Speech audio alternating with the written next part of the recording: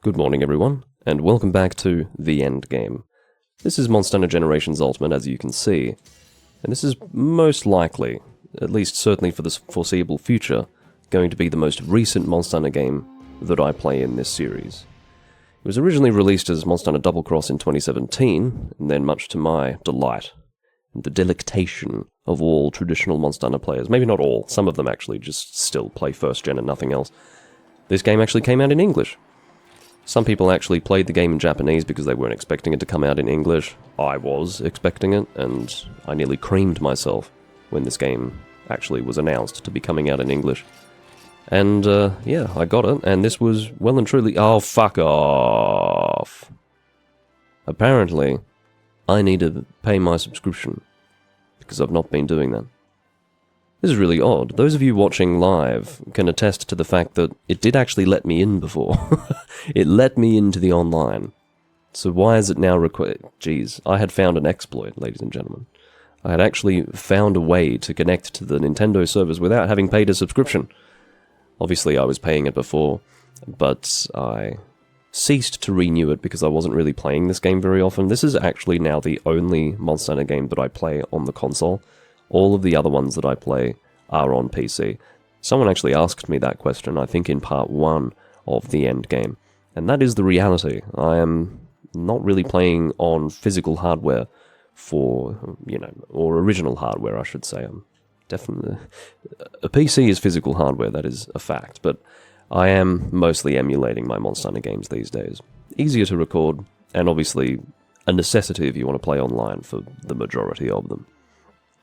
I'm going to go and deal with this, and I'll be back momentarily. And we have returned. I have given Nintendo more of my money, which I quite frankly would rather not be giving them. And that actually allows me to segue into a topic of discussion that I was going to touch on at some point in this recording, but I suppose I'll mention it now. I will at some point transfer my save file for this game onto the PC and actually edit it so that it can be used on Double Cross on the 3DS.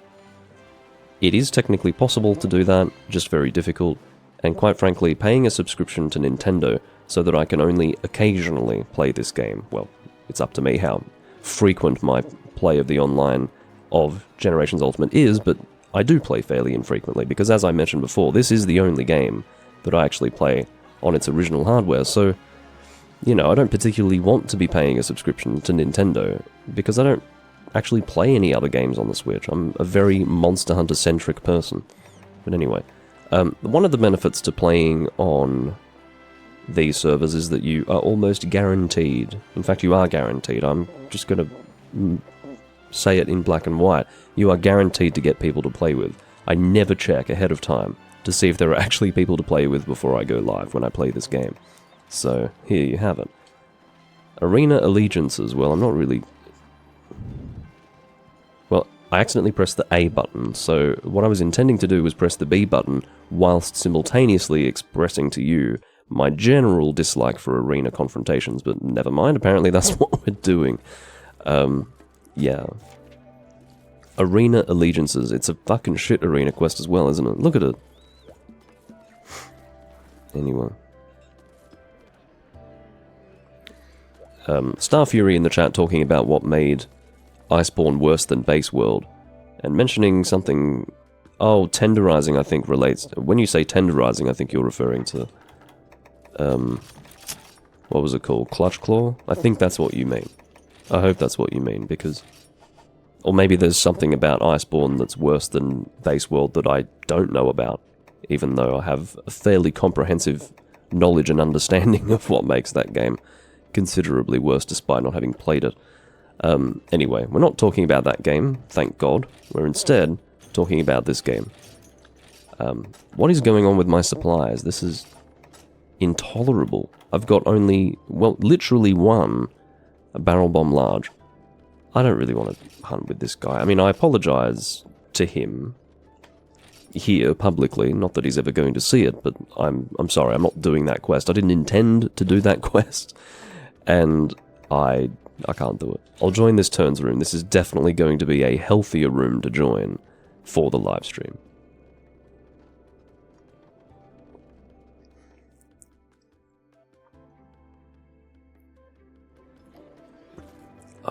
Beverage today is Cooper's Best Extra Stout.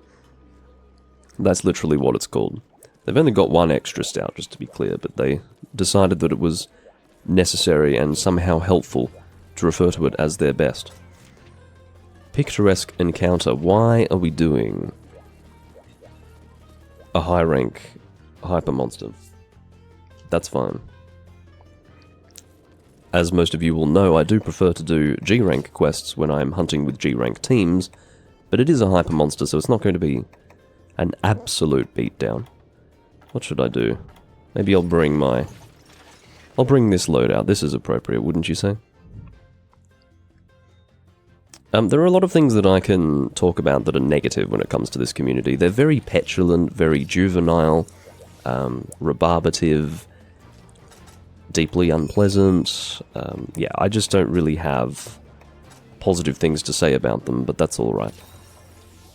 Despite being Hunter Rank 999, even in a room like this, I could very easily have this team depart without me if I took so much as, like, 2 minutes to get ready. I've instead taken about 1 minute to get ready, so we're all safe. You could see the instantaneous nature of the departure. It was literally immediate, because these guys are really, really eager for instant hunts. The notion of getting ready for a quest is something that these people struggle with.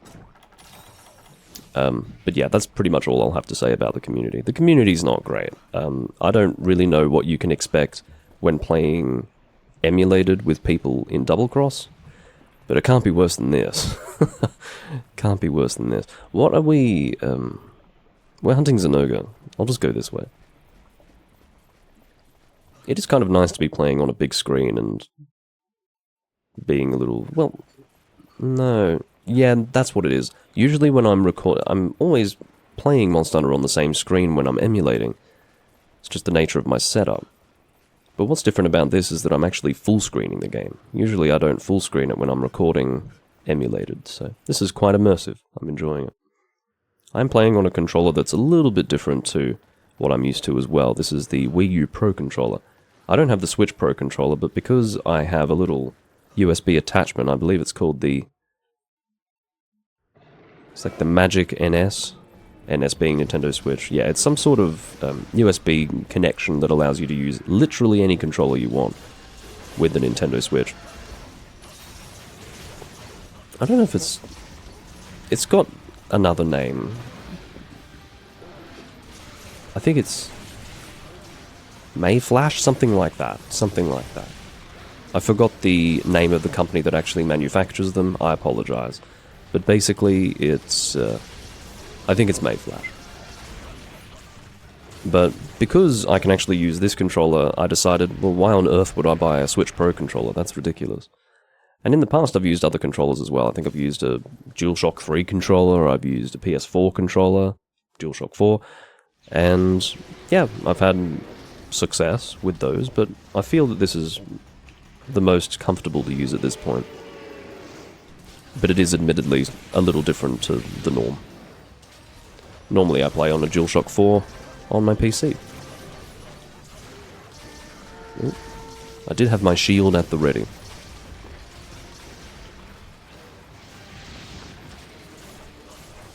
Just using raw damage at the moment. This is a fairly basic sword and shield. I use it mostly for the looks. I think you guys can accept why I would be using this loadout for my first loadout playing this game.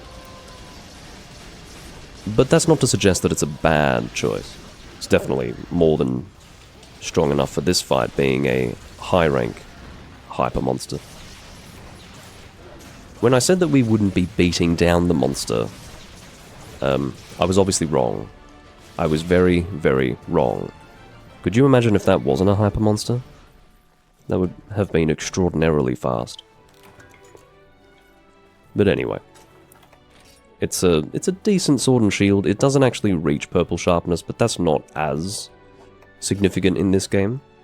In Monster Hunter Generations, and obviously going on from there, they reduced the effectiveness of purple sharpness.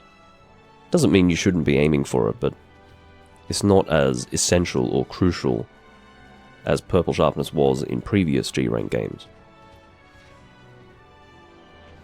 For people who were focused on the meta game.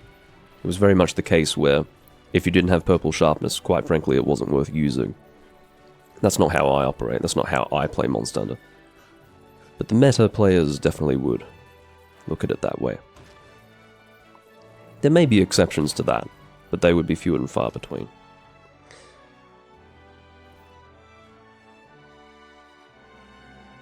Yes, Potato, I did say that this was a Generations Ultimate stream, and yet I'm playing Zelda. This is extremely confusing. I'm confused as well. Well, we got some rewards. Again, this is a turns room, so maybe I won't have to endure more instantaneously completed hunts in high rank. Maybe the next person will actually post something in G rank, we'll see.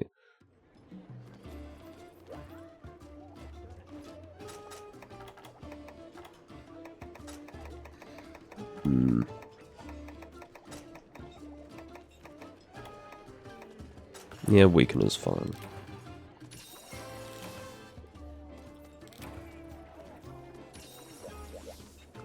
So yeah, turns rooms are going to be the most common rooms that you find. They're the best ones for live streaming, most certainly, because you're guaranteed to get different quests each time. And for a series like this, I do try to keep every quest different. Excuse me. Belching into the diaphragm of the microphone. Which would pleasure anyone's ears, quite frankly. Alright, I've actually been given the opportunity to post, and I will take that opportunity. I don't usually, but if the quality of these guys' quests is quite low, I may as well take this opportunity to post something that's not shit. I don't know what I'm actually going to post yet, so I'll just bring something generally used. This is a blunt greatsword set. One that I actually haven't used recently. And yeah, I'll post something random that looks appealing. Doesn't have to be hyper, even though we've got quite a good team. How about we do this? This looks like fun. Good opportunity to showcase some different monsters here. Now, there are some things that I actually prefer in this game to Monster Hunter 4 Ultimate. I would say that as far as the Monster Hunter games go, Monster Hunter 4 Ultimate and Monster Hunter Generations Ultimate are two games that you could very easily compare with one another. They're in the same generation, and they're both, for the most part, portable games. Whereas if you're in third generation, there is an additional variable, which is it a portable game or is it a stationary console game? Is it Alpha Team or is it Beta Team? Well, in this case, I believe they're both Beta Team. And yeah, Monster Hunter 4 Ultimate has aspects to it that I really don't like, and the same can probably be said of this game. But I feel that in the case of Monster Hunter Generations Ultimate, you're not actually opted in automatically to the gimmickry. So styles are, for the most part, entirely optional, and even hunter arts are largely optional. But if I look at something like the Y-Stone system of Monster Hunter 4 Ultimate, you really don't have an option. You are forced to use a drive Y-Stone if you want to fight Apex monsters, and if you want to play in the endgame of Monster Hunter 4 Ultimate, you're going to be fighting Apex monsters, so that is a gimmick that you are forced to engage with. I have a lot more respect for a game like this, where these are just options that you can take advantage of. Well, using a greatsword against a Gravios is not that attractive a prospect. I've noticed that my camera sensitivity is much higher here versus, say, Monster Hunter 4 Ultimate.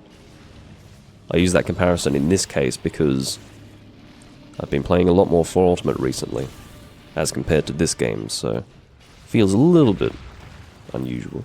I hope that we're not splitting into two groups, but I suspect that we may be.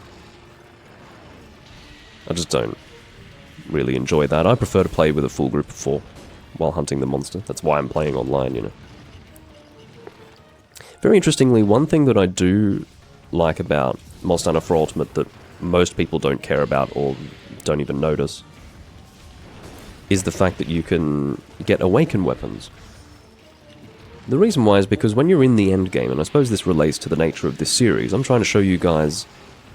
Well, not just trying to show you, just as a consequence of playing Monster Hunter in the endgame, I'm effectively showing you what it's like to play Monster Hunter in the endgame. But the options that you have available to you in terms of weapons and armor is going to be the defining factor of your endgame enjoyment. Are you going to be able to continue enjoy hunting these monsters? If you, for example, don't have lots of options to choose from. The answer for some people will be yes. You do actually encounter people who are, I don't know, Hunter rank 999 and for the most part have only used one weapon type. It does occasionally happen. But the answer for most people, I think, is that they do actually need a little bit of variety. And do you know what? When you're at that point in a Monster Hunter game, awaken weapons really open up your options. But there is no awaken in this game. So what's the alternative to that? I've actually found that the alternative is the set that I'm using now. Not just this set, but the principle behind it. This is blunt weaponry. This is using weapons that have really high raw damage but very low sharpness, and then counterbalancing the lack of sharpness increase, or rather, sharpness multiplier adding onto your damage with a skill called Bludgeoner. You can actually do a similar thing with weapons that have really poor affinity, like really high levels of negative affinity. You can get something called Bitter Affinity to actually make it stronger. The specifics of the skill I can't really remember. It's been a long time since I've used Bitter Affinity. I need to get involved with that again. But to explain specifically what I use Awaken for, it's just to have another option. So if I have a Fire Sword and Shield that I'm used to using, I can create an Awaken Fire Sword and Shield with a different armor set and automatically have a different option. An option that is still effective, but requires a different armor set to activate the element, and it's obviously going to visually look different. It's almost like a different route to the same end goal, which is effective damage. The thing with blunt loadouts is that it is an alternative to that, at least for me. I can actually get blunt elemental weaponry, or blunt raw weaponry, and use that as an alternative to, say, my standard Fire Sword and Shield. So I do have a blunt Fire Sword and Shield, which would require a set with Bludgeoner to use, and it's just another option. So I was actually considering listing, like just conversationally as I was recording this video, I was considering listing the lack of Awaken weapons in this game as a negative for me when it comes to Monster Hunter Generations Ultimate, but now that I think about it, I do still have that option for variety, and it's actually kind of fun to use Bludgeoner. I think that's a more fun way of approaching it. I don't know why I actually allowed myself to take issue with the lack of Awakened weapons in this game, because now that I think about it, this is more fun. I'll try to demonstrate that in this recording. Sorry, I'm being distracted by the chat. I do have some Hunter Arts here, I will use them. I'm not ignoring them because I have a problem with Hunter Arts or anything. When I was talking about the gimmicks being optional, I tend to opt out of styles for the most part, but I do use Hunter Arts because I don't feel that they disrupt my gameplay. They're just an additional attack. It's like an option that's available, and I'll take advantage of it. Whereas a style will quite literally change your style of play, which I'm not as eager to spend time working with. I noticed a little earlier on in this confrontation that I wasn't taking full advantage of the dynamic changes made to Greatsword in 4th gen. I was sort of doing a charge and then letting my character recover normally instead of rolling and doing a slap or something like that. If I'm ever using Greatsword in 4th gen and you're just wondering why I'm being so rigid with it, it's probably because I've been playing other games recently and I'm just falling into the habit of, I don't know, 3rd or 2nd gen Greatsword. Yeah, the same could be said for almost any weapon type, actually. if it appears as if I'm being really rigid unnecessarily with the weapon, it's not that that's a preferred style of play, it's just a habit that I've formed by having recently played older Monster Hunter games. I'll try to use Brimstone Slash. The good thing about Brimstone Slash is that it actually boosts the damage when you get hit by something. And it doesn't even have to be something damaging, it can actually be a teammate hitting you. So strategically, you can actually get a friend that you might be in direct communication with, like over voice chat, imagine that. Not something that Monster Hunter really supports, but yeah, if you're using Discord, for instance, you can just say to them, hey, can you hit me? I'm about to do Brimstone Slash, and there you go, there's your bonus damage. What I tend to do, because I play with random people, is I actually use Brimstone Slash as a counterattack. The very interesting thing about Brimstone Slash is that it will not knock you back at all. You will become completely immune to knockbacks while you're using Brimstone Slash, but you are not in any way immune to damage. So it's a rather risky form of counterattack.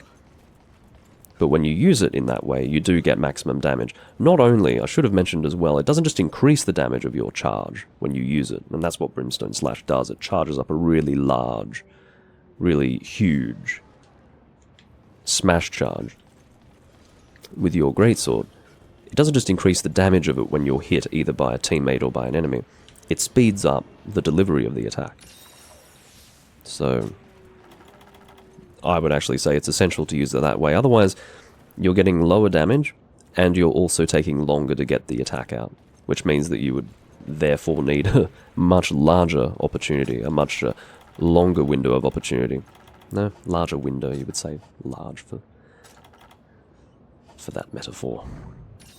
Oh god. I should have just used a Psycho Serum to start with.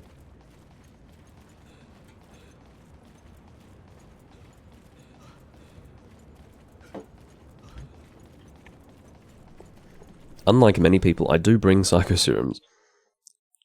I'm sure Psycho Serums aren't, some sort of hidden knowledge exclusive to that of myself, but I'm just saying that when I do play online, the number of people who clearly don't have Psycho Serums can sometimes be quite striking. But yes, I do bring them.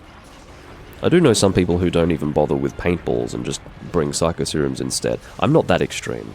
I'm not that much of an exponent of the virtues of Psycho Serums that I would caution against, or not caution, but rather suggest that paintballs are unnecessary, but yeah. I think Psycho Serums are definitely worth bringing. It just makes life easier, This is one of the Fated 4 monsters, of course. Definitely a fan favorite, as far as I know. Why would you not like this monster? A very dramatic and dynamic monster for sure. Probably one of the best monsters of that body type. Second only to Deviljho, probably.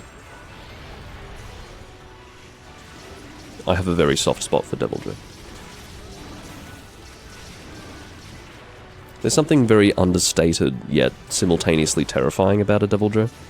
Whereas this monster is, not as subtle. Very, as I say, dramatic, over-animated, which isn't a bad thing, but my preference would be a monster like Deviljho, which is just like a hulking mass of intimidation factor. Oh, come on. The flinching of this monster has been really unhelpful for me in my greatsword charges. I'm just settling for level 1s for the most part. Or I suppose that would be level 2, wouldn't it? No, the distinction to be drawn is... Okay, so you've got Draw Slash, which is no charge, level 1, 2, then 3. So, yeah, I was getting level 1 charges, but I'm just settling for that at the moment. Oh, fuck, I knew that tail would push me off target. Oh my god. I feel like the team is doing all the damage, and I'm just sort of struggling to participate. Whatever. We've got a limp. Didn't take long at all. He is one of 3 monsters, so they do admittedly have fairly low health. But this does feel like a more substantial hunt, doesn't it? A lot more fun than a high-rank Zenoga, which was much faster than I was expecting, but anyway. Once he has had his tail blade cut off, he doesn't have that really large range with his tail swing anymore. Because he can actually shoot out a sort of fireball. It's not completely a ball, it's more like a fire spray or a fire spread. Whatever word you want to use. And it does have quite considerable range. But once that tail blade's gone, he can't throw that out anymore. Which is largely in keeping with other monsters and their special abilities. You break a part of the monster and then it can't use its special ability anymore. Doesn't stop him from doing pirouettes and twirls and other athletic maneuvers.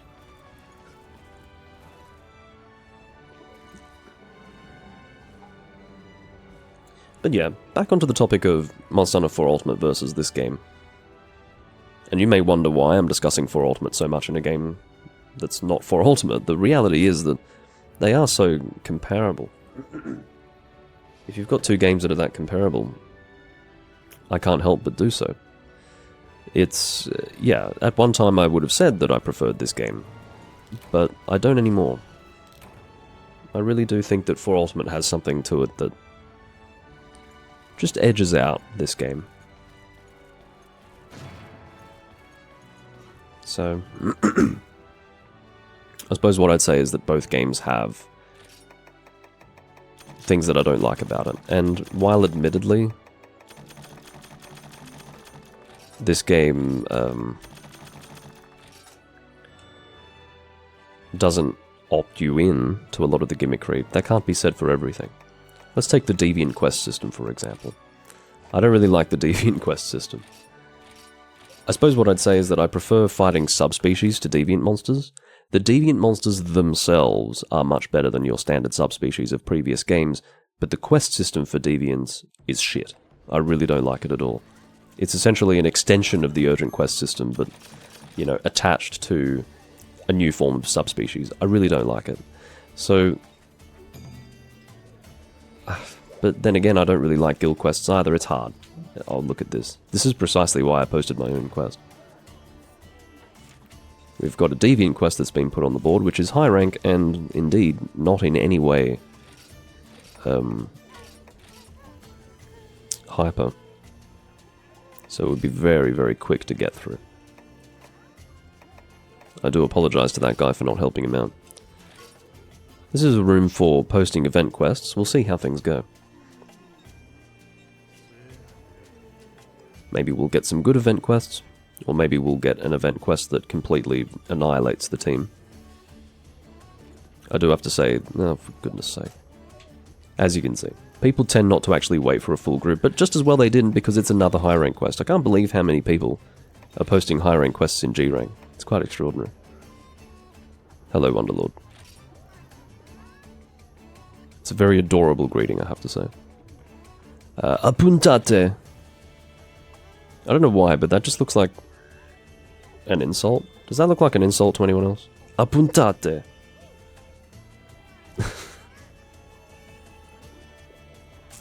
Obviously, it would help to speak the language, but I'm speaking from the perspective of a person who doesn't understand the language.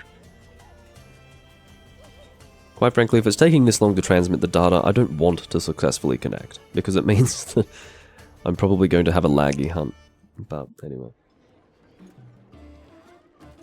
Yes, I know. Of course it's not a bloody insult. I don't need that to be clarified for me. It's a default room name. Why would a default room name be an insult? Anyway, yeah. It's nice of you to clarify what it does say, but I don't really need the... I don't need to know that it's not an insult. That's not exactly something I was banking on. Alright, we've got a Rust Razor G1. Not the best form of Deviant Quest, because your Deviant G1 quests are always going to be a capture quest. And I don't like capture quests. But guess what? I'll have to make some concessions. Because otherwise, I'm not going to be hunting anything, quite frankly. I would rather this, for example, than a high rank quest. Alright, I'll try to demonstrate my blunt weaponry endgame. So, a monster that's weak to thunder. Let's see what blunt thunder weapons I have. I don't think I've got many, actually. Thunder is one of those very underrepresented blunt weapon types in the game. I'll use anything, really. Anything that has thunder. Blunt.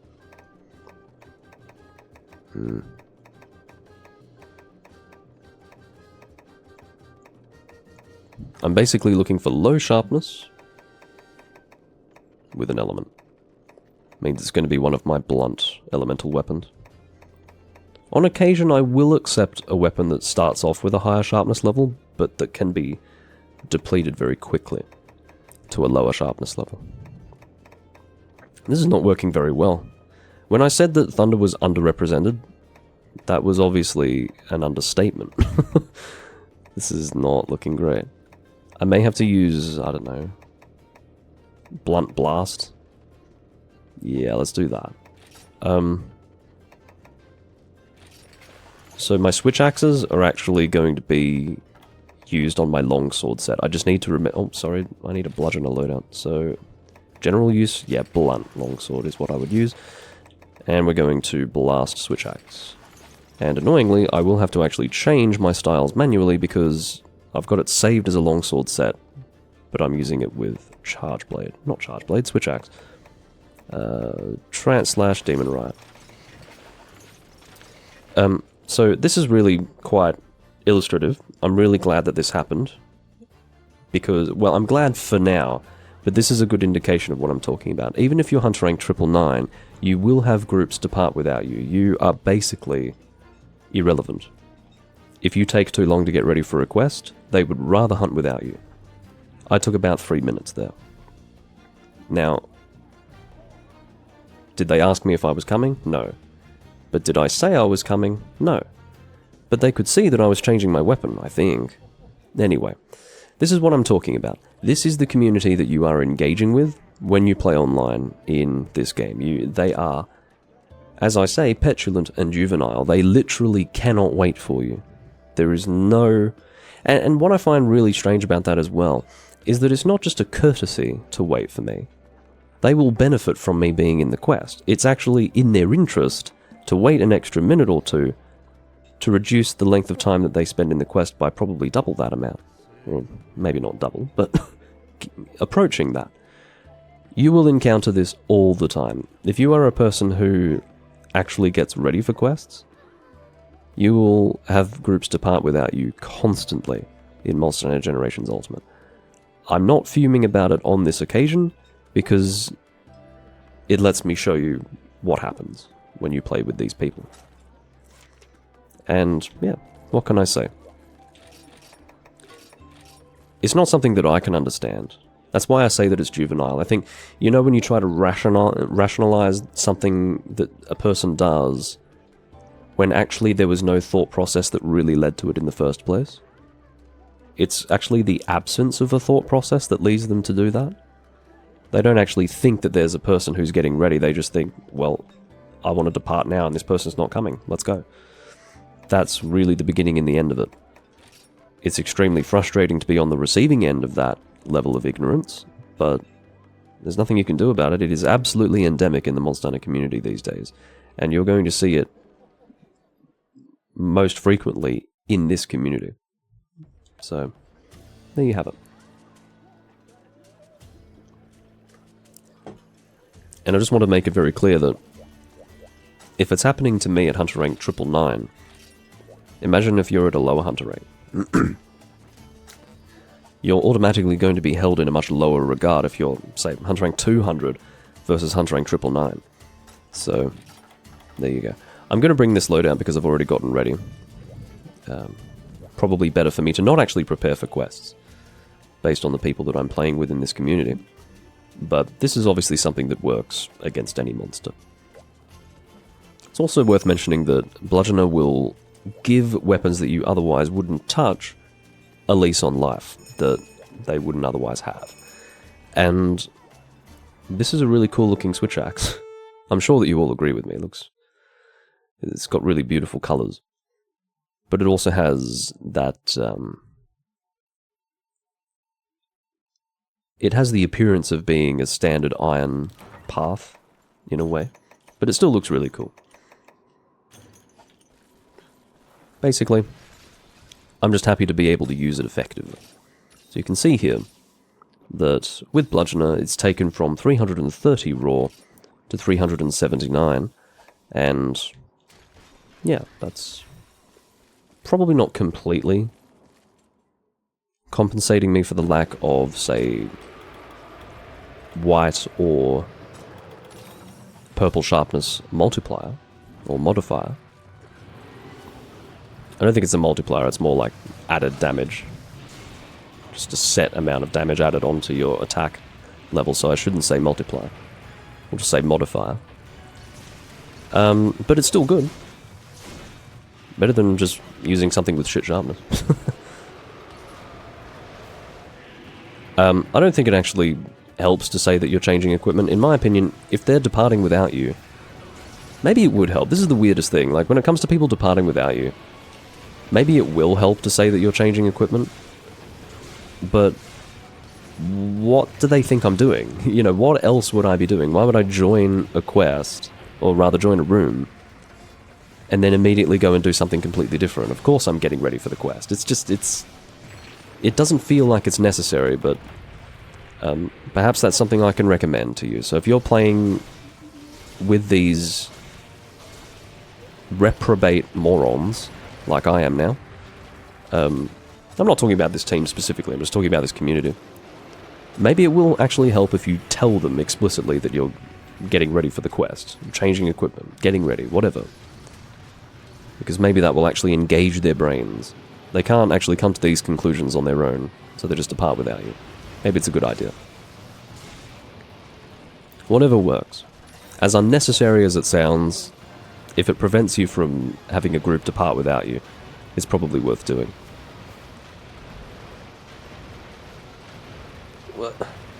That really is the most dangerous aspect to this fight. It's those giant blocks of ice getting lobbed at you.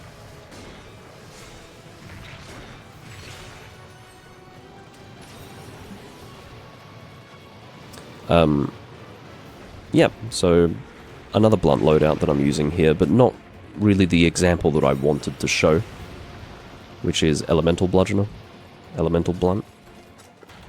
But that's alright. Gives me a chance to use a weapon that really wouldn't feature on any endgame loadout, or feature in any endgame loadout if it weren't for Bludgeoner. What the fuck was that? Instant transmission.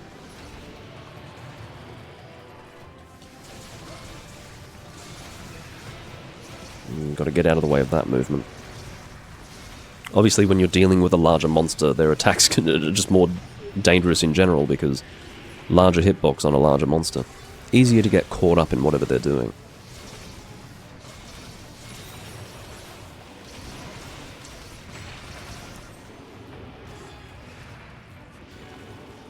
Just getting out of the way. It is surprising how many people don't realize that turning on the spot will remove your Ice Blight or Mud Blight faster. You can see it. Just as soon as you see that little icon appear next to a person's name, watch what they do. They'll either run around for ages without actually stopping to turn on the spot, or they will make a beeline. I never dive that. Never ever dive that. I don't know why I did that. Stupid. Really stupid. But yeah, they will make a beeline for a teammate to try and get hit out of it. Quite frankly, it's almost instantaneous. Not quite, but it's almost instantaneous when you turn on the spot. Just get out of the way of the monster to start with, and then turn on the spot and you'll be out of it in no time.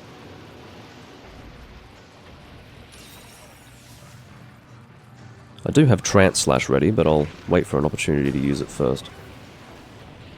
This Ice Blight is not really helping me at this point.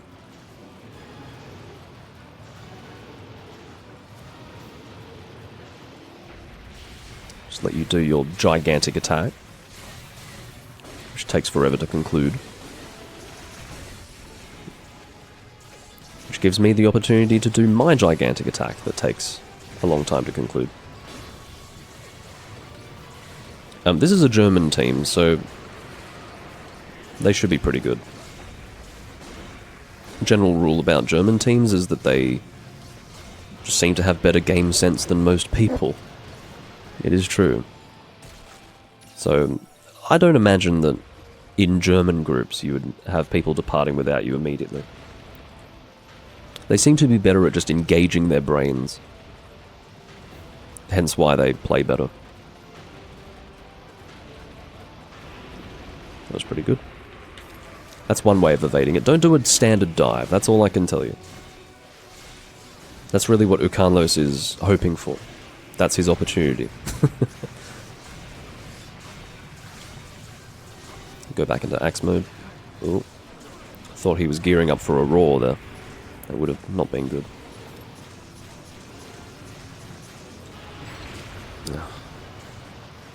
Very dangerous to be reloading right now, but I'm feeling greedy.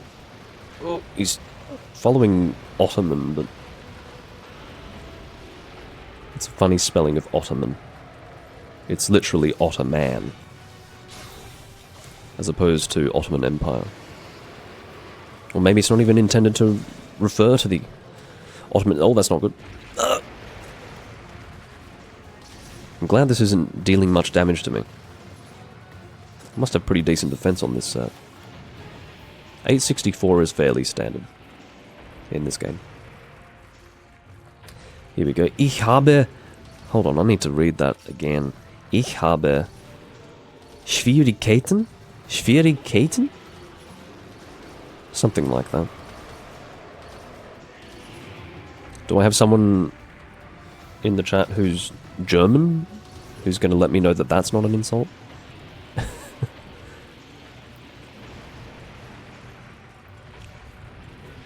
Demon Rite is something that you can use. It's a passive effect, so just wait until you get maxed out charge, and then you will have increased damage on your switch axe. And the effects, I believe, do scale with your other hunter arts like Translash. Oh, okay, so it's only when you're in sword mode, so we can assume that the sword mode part... Whoa, Jesus! Okay, so it seems that it scales with Translash insofar as it will completely change your animation. That's amazing. You can see I was doing a massive swing with my, like a final coup de grace swing of my switch axe there. I don't believe that was happening before with my Translash. Either that, or I'm just really unobservant. But it was very satisfying, except for the fact that I got hit. Oh, we've got a mount, I think. Yeah. Pretty obvious when a mount happens, because you get that immediate cancellation of whatever the monster was doing, and then they just sort of lie down on the ground awkwardly, essentially waiting to be mounted. But some people don't notice that. That's really how you can work out if there's something to stop and allow to happen. That's a terrible way of explaining that. People tend to get very absorbed in their hunt and will cause a sleep to fail or a mount to fail. Not in this game. In 4 Ultimate, you can easily cause a mount to fail by continuing to attack the monster. In this game, it actually helps the person. That's a balancing decision that I do not agree with for this game, just to be very, very clear. But I'm probably not going to rant about that right now. Ooh, let's get out of the way. That's so fucking dangerous. You either get out of there completely, or you get close enough where it's not going to hurt you. I obviously made the wrong decision. I made the completely wrong decision. Don't get hit by that beam. It really hurts.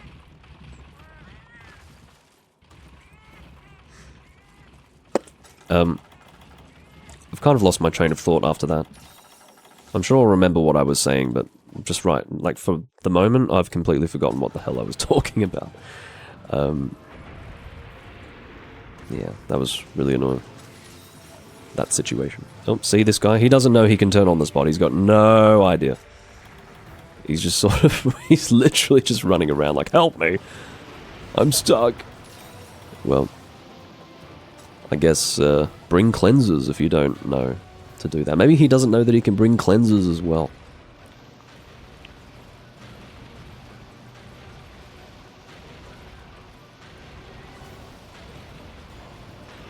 It's amazing how much this area changes in this game. You've got these massive ledges that form. That's pretty cool. An environment that changes to that extent while you're fighting the monster is a very nice implementation. Oh, that's always unfortunate when the monster literally spawns on your position. I shouldn't say spawns. Let's just say appears, begins its attack on your position, which is what happened to me back there. He began his attack literally where I was, and I did make attempts to evade it, but they completely failed, as you were able to tell, based on my death.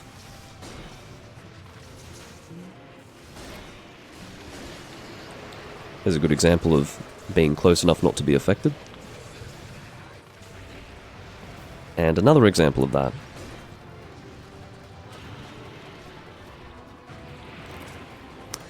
I do now have a broken blade. It's worth mentioning that green and yellow sharpness are your ideal sharpness levels for bludgeoner. Fun fact. It's ideal to be, and there's not much in it, I have to mention this. The difference is not all that impressive, but basically if you're using bludgeoner with an elemental weapon, it's better to use green sharpness, because while you get higher raw damage from yellow sharpness, the sharpness multiplier does still exist for green, right? So you're going to get a sharpness multiplier on green, not just for your raw damage, but also your elemental damage. That's an important thing to remember about sharpness. I keep saying multiplier. That modifier is not just going to affect your raw damage, it will also affect your elemental damage, and because you're using an elemental weapon, it's better to go with green. If you're using a raw weapon, there's no elemental damage to have the modifier effect. So, therefore, it's better to just get down to yellow sharpness. Which is why I didn't sharpen up once I hit yellow. But once you get into orange sharpness, which is broken blade, the hint really is the broken blade.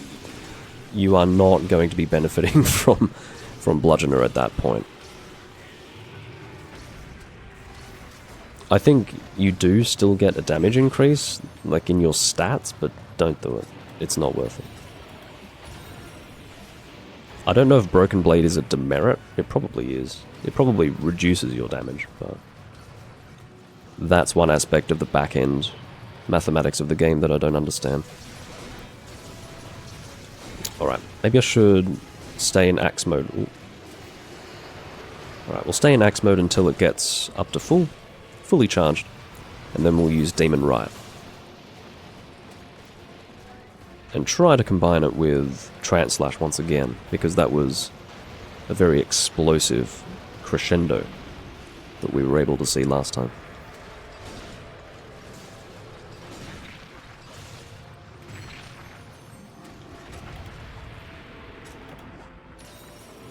I'm not taking any risks. We've had 2 deaths, and I don't think we have insurance. We may have insurance, but I don't believe so. I think it's been... Oh no, 1 defeat. We did have insurance. I died and another person died, but we've only got 1 out of 3 defeats, as they call it. What a terrible translation. Can we all just appreciate how awful that is as a translation? Defeats. Not faints, not deaths, defeats. What the hell? Yes, and P-Berry's reminding us of times used. I still can't remember what that refers to. It's somewhere in here, isn't it? Yeah, times used. Jesus, look at that. Active skills. Times used. 1, 2, 3, 4, 5. So, what the... Does times used refer to the number of skills you have? I mean, that's what it is. the relevance of the number 5 on this screen is that I have 5 skills. Times used? What the fuck? Yeah, that's really bad. Believe it or not, you can have official translations that are terrible. You don't just have to do fan translations that are all done on Google Translate, like Monster Hunter Portable Third. You can just have an official translation that completely sucks. Case in point. Defeats, times used. What other examples are there? I'd say there would be a few. Oh yeah, Demon Riot. Sorry, I got distracted by the terrible translation team and their weak efforts. I say this particularly in the context of a series that had the Monster Hunter 3 Ultimate translation, which was a masterclass. An absolute masterclass. Alright, so what I'm going to do is I'm going to wait for an opportunity to use Translash because I want to demonstrate that again. I don't know what's happening with this team. Are we doing an event quest? What's happening here? I think he's doing his strong attack, isn't he? Oh, no, I better get out of the way of that. If I had done my Translash in that moment, I wouldn't have been able to get much of it out at all. Let's give it a try. This is probably not going to work, but... Oh. I'll try to show it. Whey! Alright, I thought that there may have been a little bit more to it, but it looks like I managed to get all of the damage out the last time I did it. So, that's pretty good. I would have liked for that final swing of my switch axe to be the final hit. But we can say that I still did the killing blow, dealt the killing damage.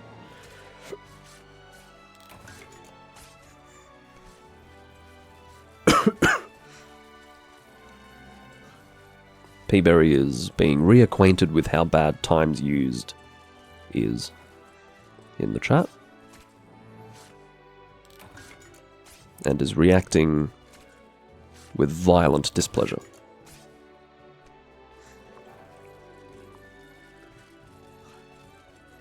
Which is entirely appropriate.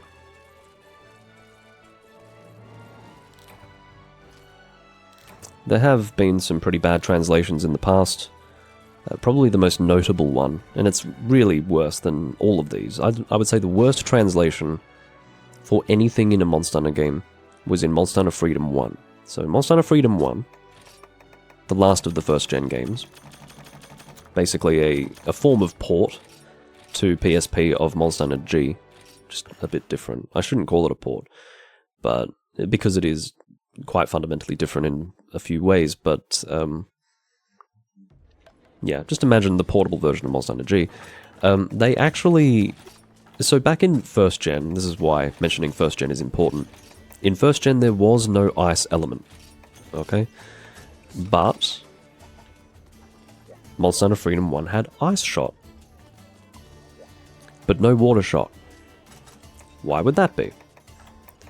It's because they mistranslated water as ice. So you'll be shooting ice shot in Monster Hunter Freedom 1, but you're actually dealing water damage.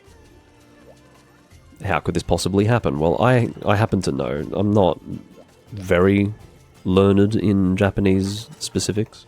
That's a stupid way of saying that. I don't know much about the Japanese language, but I speak a little bit of it, and can read a bit of it, and I happen to know that the kanji characters for Mizu, as in water, and Kori, as in ice, are pretty much exactly the same, except for one additional stroke for one of them, which I think is Kori. I think Kori has the additional stroke.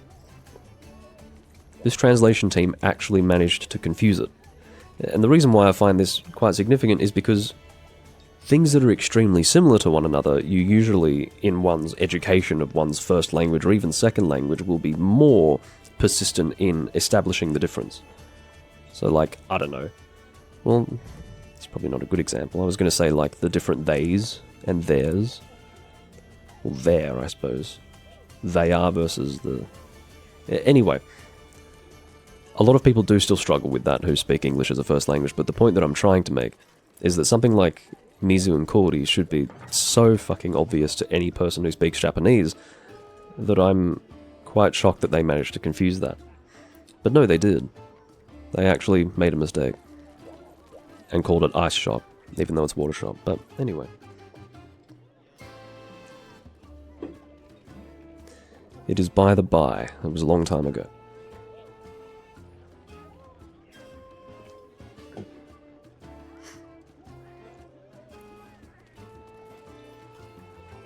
Well, that's an interesting example, Peaberry, but I would say that this one is a little more simple. So you've basically got two kanji that are almost identical except for one stroke.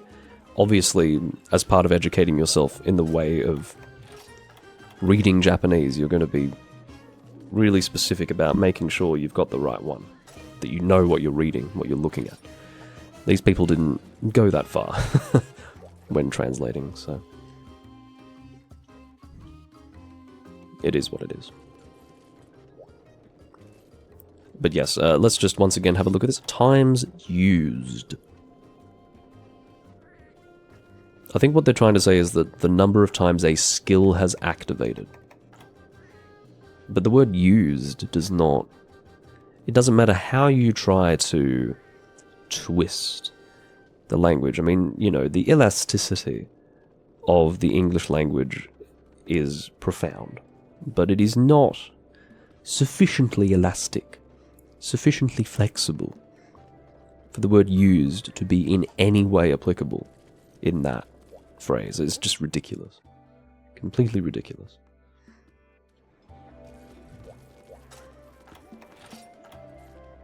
Well, I don't think it is translated from skills active, Peaberry, because it's already written there. You can see active skills is above the skills themselves.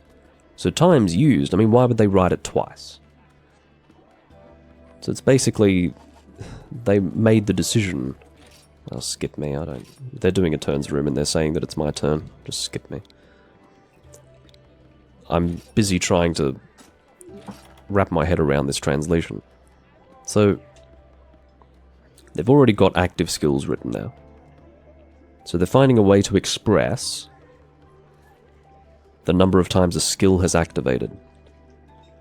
They could have just completely removed that section, probably not in the translation to be fair, and just added the number 5 next to active skills.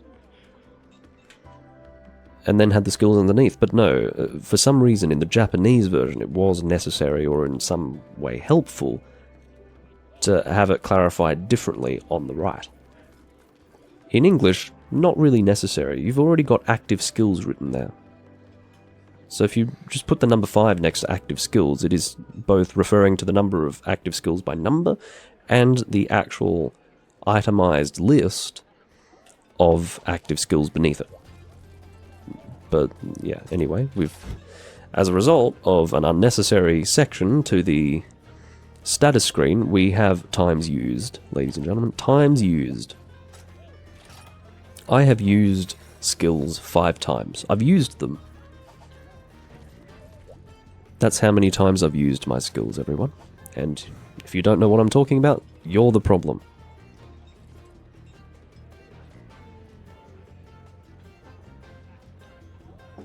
Apparently the double cross translation has total active written there, which is much more reasonable.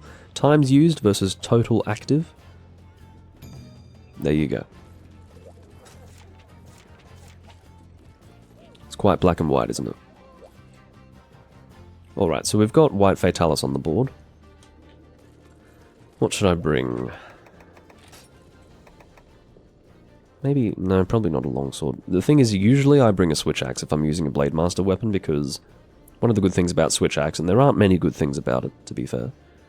Some may disagree. I am very much not a fan of switch axe. But sword mode does hit through armor. It's essentially Mind's Eye built into the weapon. So a monster like Crimson Fatalis or White Fatalis that has an armored mode, it's very useful to have a switch axe on hand. But I've just been using the switch axe, so I don't really want to make use of it. I don't want to reuse it, rather.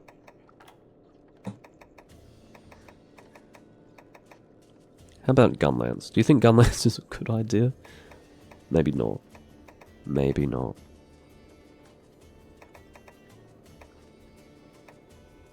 Oh my god. How about a bow? Let's use a bow. Rapid? Yeah, probably rapid. And then dragon. Rapid dragon. What's my rapid dragon loadout? Oh my god. I've got no idea what it would be. Is it Polestar Tangaroa? No. It is heavy though. Heavy would be fun. Oh, let's do heavy. I like that idea. Heavy dragon. This will be a pleasure. I don't know how effective I'm going to be. But I really like the look of this bow.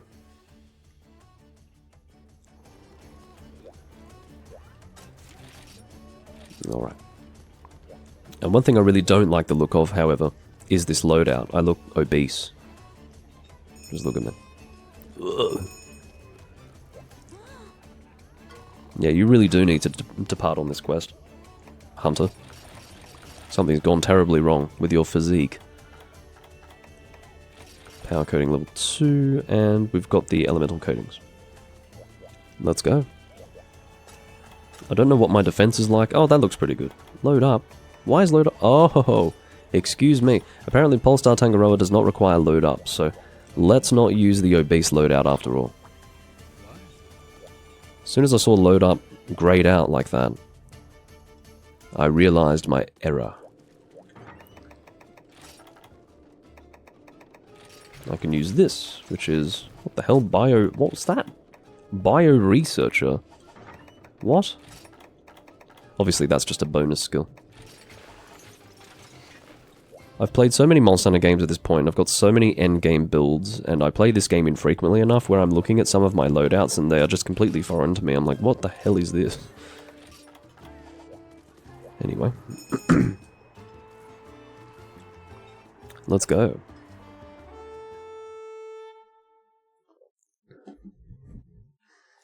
Ho ho ho, the time is ripe. The hour is come. Now the party begins, and we must all dance, dance, dance. Just as I was getting into it. Don't take the max potion. Someone will, but just pretend for a second that everyone understands that the max potions should be saved for the people who actually die and get sent back to camp. So that way they're not using their own max potions. But then you realize and lament the fact that you're the only one who's thought it through that much. And someone else on the team's just going to be like, oh look, 3 max potions, no one else is taking them, I'll take them. But anyway. No, Wazji, you are frustrating our efforts to dragonate this monster. I'm going to send a signal. Wazji. Ottoman is completely disinterested in what we're doing. Completely disinterested. I'm happy to ping him until he works it out.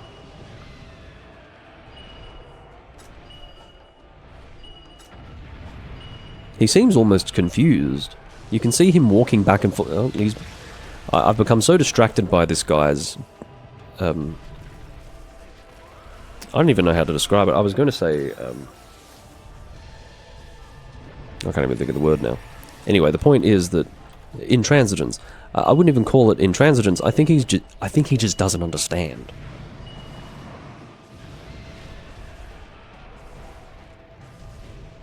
There are some choice words that I can use for Wazji at this point as well. A person who was standing back and really had a perfect view of what we were attempting to do, but then still decided to engage with the monster.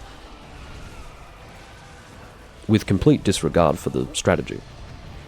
It's free damage at the start of the hunt, and just to be really clear, if we all stand here, we can get that free damage out immediately. Immediately. I have a shout for this, surely.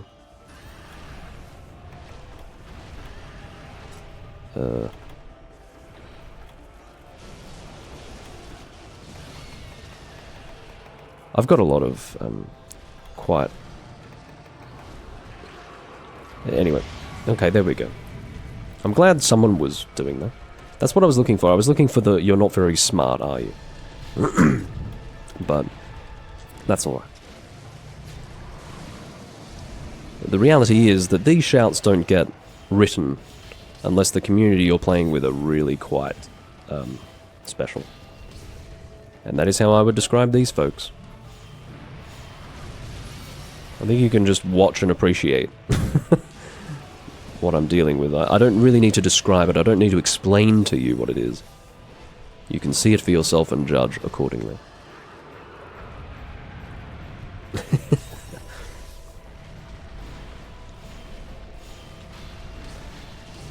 Trying to get these on the head. Obviously, the nature of heavy shot, which is unique to Monster Hunter Generations and Generations Ultimate, is that your shots go in a big arc. And I actually quite enjoy it. What I don't enjoy is that, as a consequence of heavy existing, rapid has been rendered largely irrelevant. They did nerf rapid. They didn't just have a situation where heavy was so much better that it wasn't worth using rapid. They actually nerfed rapid, which is upsetting. Just a fun fact, generally ill-advised to stand directly in front of a Fatalis. Don't do it. I'm doing it because, I don't know, I have a death wish or something, but... yeah, there are strategies that you can use to pretty heavily reduce the chances of death, and I'm not doing that. I'm basically embracing the full risks of getting killed by Fatalis attacks. I don't have an explanation for why I didn't get hit by that. Well, I do. I have a theory. It is that the explosion and the actual visual explosion as you see it is not in any way reflective of the hitbox, and the hitbox is much smaller than that. Another theory is that I somehow managed to iframe it. The possibility of that is just remote, to be honest. But maybe I did. Maybe I actually iframed it.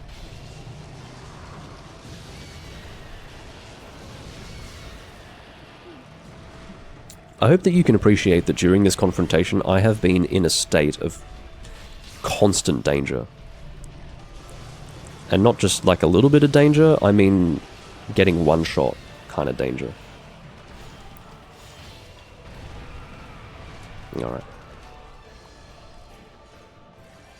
But yeah, I think even at this sharpness level, even at this defense level, I'm probably going to get one shot. If I do take a hit. What's my thunder defense? Oh, Ottoman is dead. My condolences, not. I mean, if I'm going to express condolences, it's for my wasted time in the event we fail this quest, not for you, mate. Because I now hold you in very low regard after what we saw at the start of the hunt. But maybe we could just say that he's innocently stupid, very unaware of the situation of the hunt that he's participating in, and possibly very inexperienced as well. But I don't think it takes experience. Or rather, I don't think that lack of experience can be attributed to a complete ignoring of what the other people are doing in the quest. Anyway, that's alright.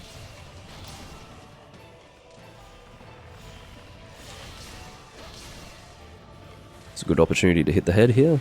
Not everyone is taking that opportunity. I appreciate maybe Ottoman, for example, was not in a position to do so. Wazchi, however, definitely was, and decided not to take the opportunity. That's alright. In case anyone needs to be told, the head of a Fatalis is extremely weak, and if you're not hitting it when there's an opportunity to hit it, you're throwing the game, basically. I love that laser. Looks like I'm gearing up, I don't know, some... Why? Why there? It's not a problem for me, it is for everyone else. Okay, no, the head fortunately can still be hit, thank God. That was a dangerous enterprise.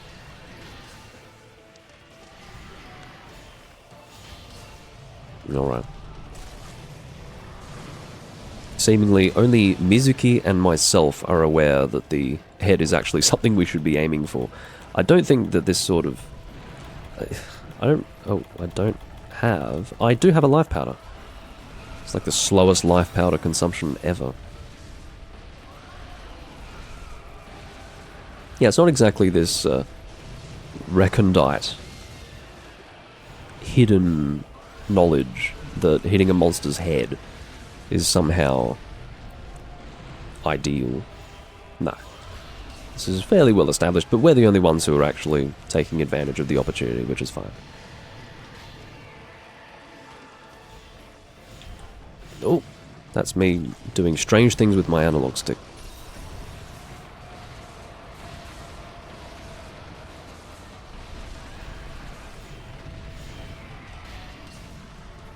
It's worth mentioning that if you do miss the head but have still made contact with the neck, that's still a good hit zone. Neck and head is ideal. If you're hitting other things to break it, there's nothing wrong with that, like hitting the wings, for example. I could possibly aim for the wings.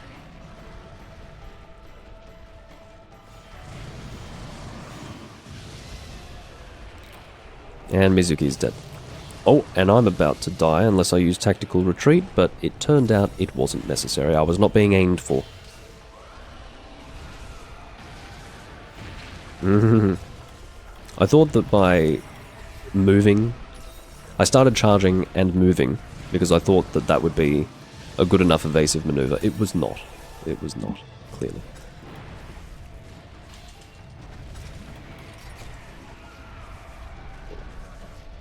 Alright, my elemental coating will give me a bit more than 18 dragon damage. Pretty good thing for this monster. But you see, this bow has very high raw damage, as I recall. Sorry if it's a bit confusing when you're watching me use this bow. It might not be the best way of showcasing a confrontation because I'm always aiming myself higher than the monster itself. Because, you know, that is a necessity of heavy shot, but...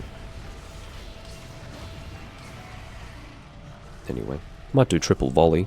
I've still only got triple volley level 2. Kind of ridiculous, I'm huntering 999. Obviously shows that I don't... Oh. Didn't wait until my heavy shot was ready. But yeah, it shows that I don't do all of the villager requests.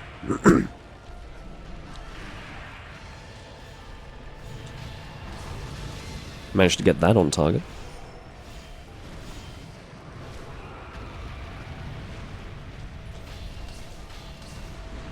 I think that got the neck.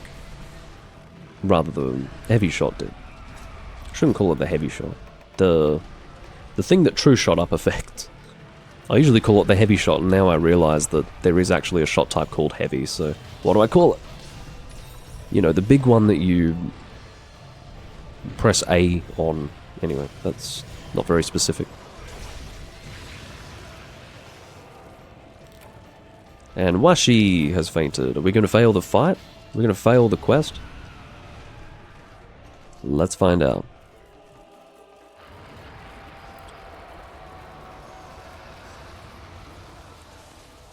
Yeah, I think heavy shot was pretty cool.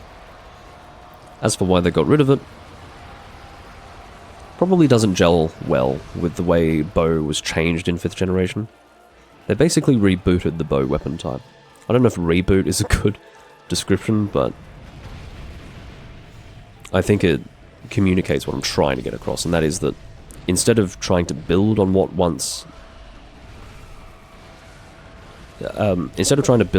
bow used to be, they just made a new weapon type.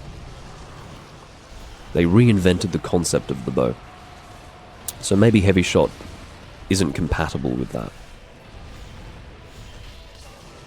Well, they certainly deemed it to be incompatible, but I suppose what I'm trying to say is, I don't know whether or not that's true, but I suppose that was the logic behind it.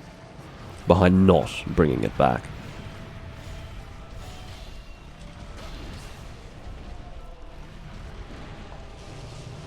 So I do have my tactical retreat on hand, which I can use. But we definitely should be availing ourselves of this bonus damage from the Dragon Eater.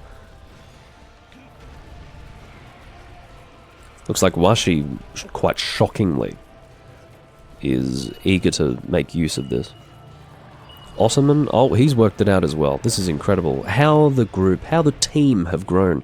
Washi, I'm not sure what's happening down there, man. It's safer up here, that's all I can say. Why do they insist on putting themselves in harm's way by not climbing up here?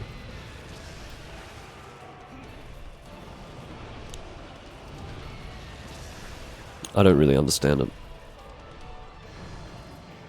Looks like Mizuki's going to go for it. Ooh, very satisfying. Now that was cool. That was satisfying, but what I just did there with my, I suppose, mounting or some sort of aerial bow attack, that was even more satisfying because it looked like I pierced down the neck of the monster. That was very cool.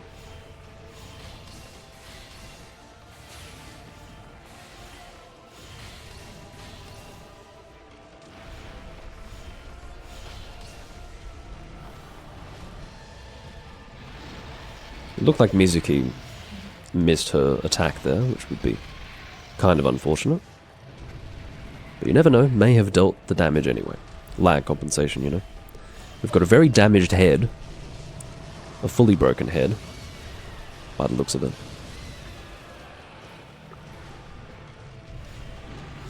I'm a little bit terrified now that we may fail.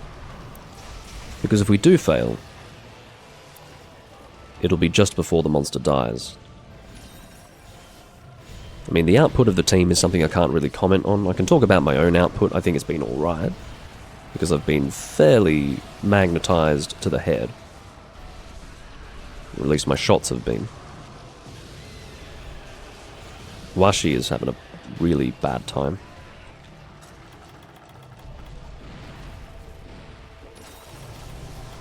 I'm going to keep my life powders on hand, quite literally. I need to get a bit closer. Oh, we broke the wings. That was very visual.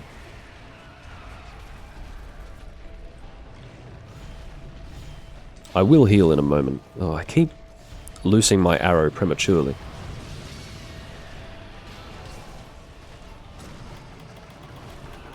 Yeah, I need to make sure that I'm at full health, because, I mean, obviously the lower your defense, the more important it is to keep yourself at full health. I can't be taking any chances when we are this close to failure.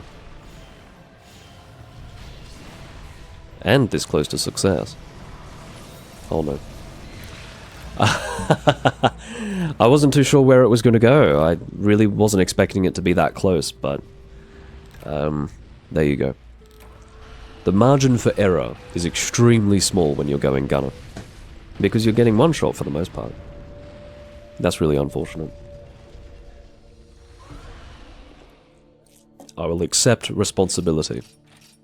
Not complete responsibility, but I will accept that I have contributed to our failure. I just feel bad for the person who actually wants white Fatalis stuff. Doesn't affect me as much that we've failed, but there you have it. That is the brutal reality of Monster Hunter. If you fail, you get nothing. Well, maybe if you were lucky enough to carve something or gather a shiny during the hunt, you'll be able to keep something, but for the most part, you've just wasted your time. That's how it is. There are no consolation prizes for failure.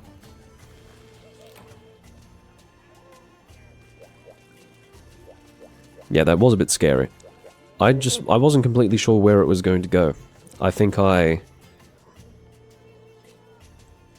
was inappropriately inert in that moment. Instead of going towards him or away from him, I was sort of going side to side, not too sure where the attack was going to come. I was worried that if I went towards him, I'd be going into the attack, and if I were to retreat, I'd be going into the attack as well. Turned out, it was right on my position. But there you go.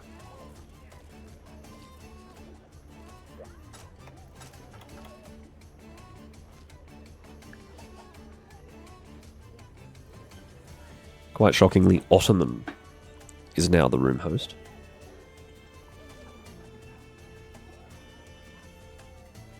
And Mizuki is giving us a bit of a show. I don't know who posted that quest. It was probably Washi. In which case I apologize for our failure, but to be fair, he contributed to it as well. So I don't feel as bad.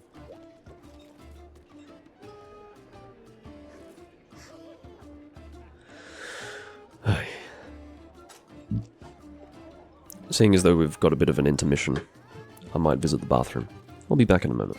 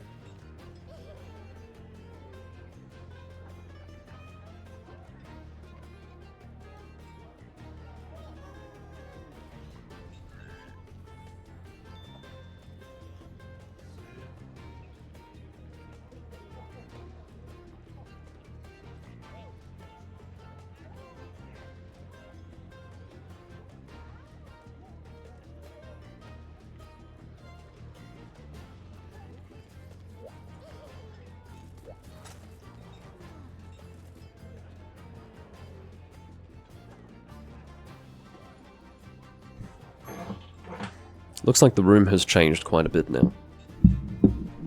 Sorry for the bang. Hello, lads, says Manuel.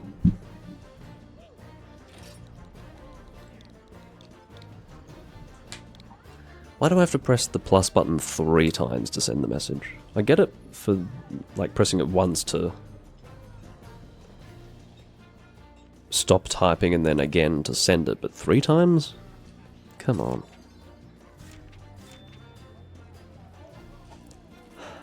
I'm sure there's a catch to this quest. I bet it's like an event quest that's really quite difficult to complete, but let's give it a try. I will take on your challenge.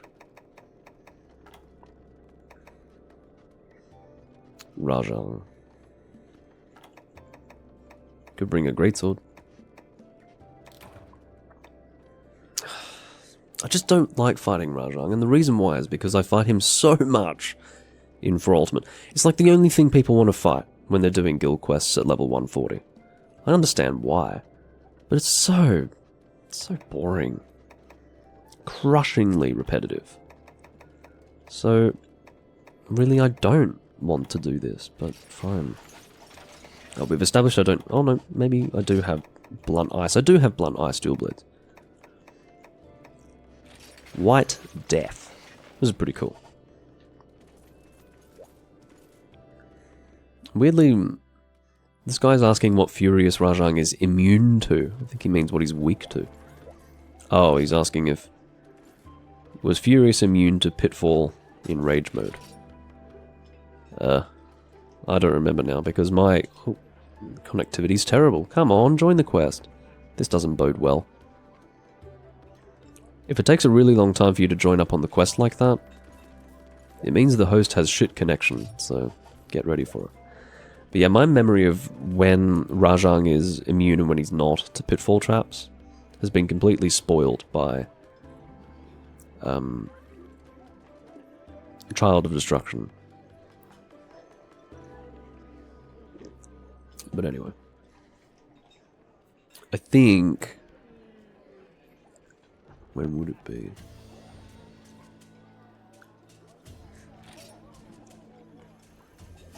I think that's correct. He is immune in rage mode, isn't he?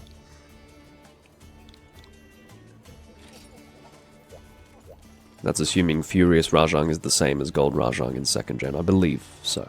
I believe so. Alright, apparently we're doing this 3-man, so let's do it.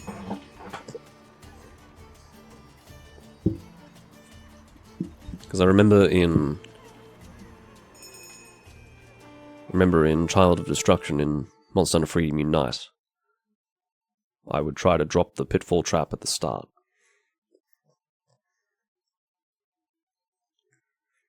To get him in there before he went enraged.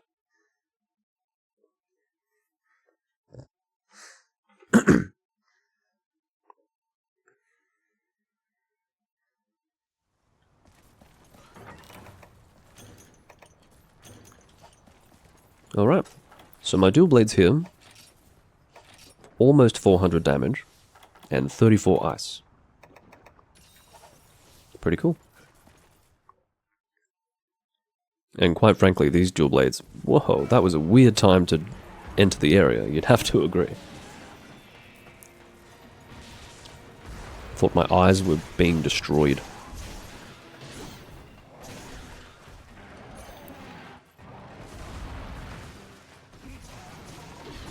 Oh.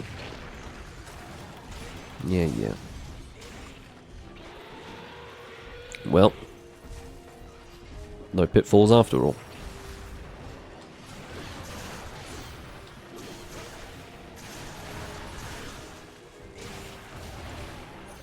Need to sneeze. Oh, probably not the best time to be sneezing. I don't think there is a good time to sneeze when you're fighting a Rajang, but probably not in that moment.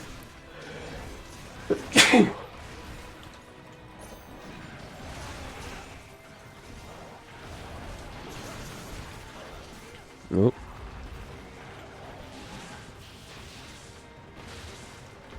Very dangerous.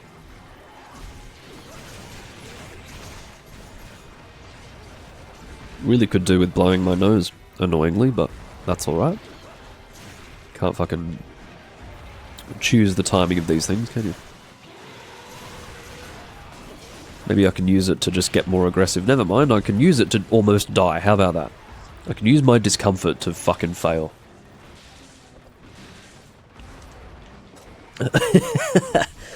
Can't pause an online game, mum. That's right. Oh! Okay, it's not going in my direction. That's good. I'd better get my charge back up.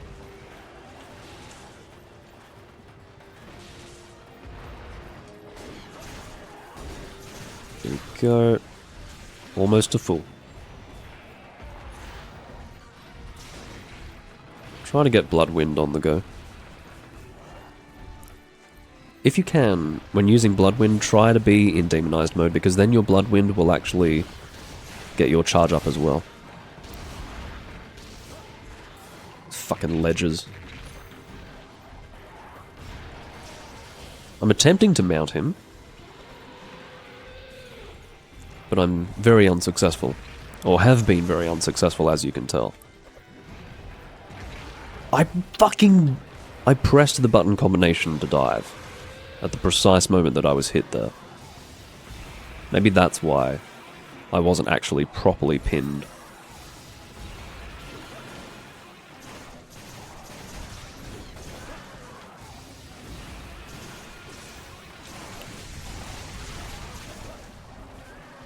But yeah, I am assuming that this is indeed an event quest with a very, very strong Furious Rajang, which we are now 3-manning, just to be very clear. Don't want anyone to forget that. Look at the size of that beam, Jesus.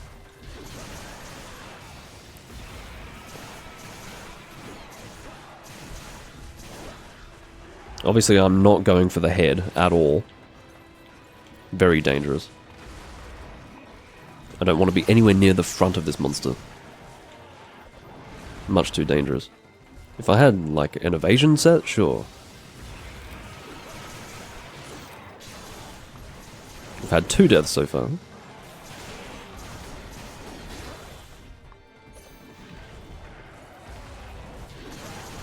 Oh, just that almost instant jump back. Deals terrible damage. Well, I think he just deals insane damage.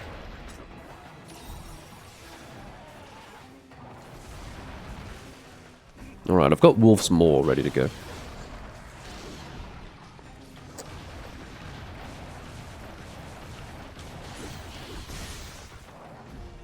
Fucking hell. Had my Bloodwind interrupted. You probably were a bit confused as to what happened there. That's what happened. I did my Bloodwind, got maybe the first hit or 2 out, and then I was affected by the tremor.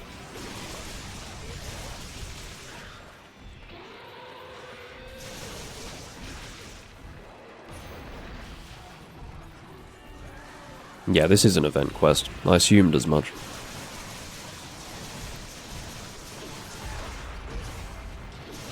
It's a bit hard to get to the head there. Ooh.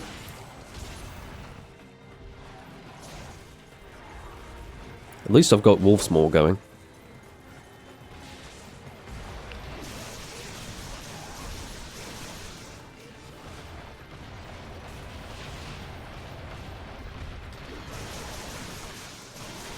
There's that lovely X plus A. Do you know what's really not okay? Connectivity issues when you're hunting a monster like this. Manual actually took the hit there. For us.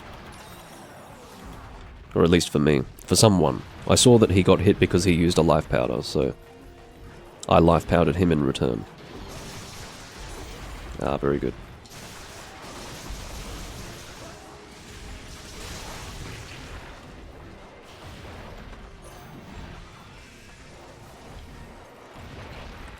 Sometimes you just need to stand back and observe.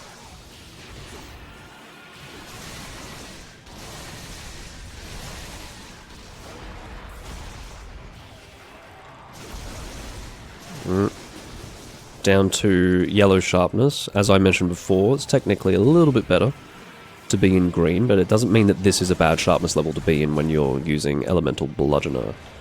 So, I'm not going to sharpen right now, I'm just going to keep the DPS up.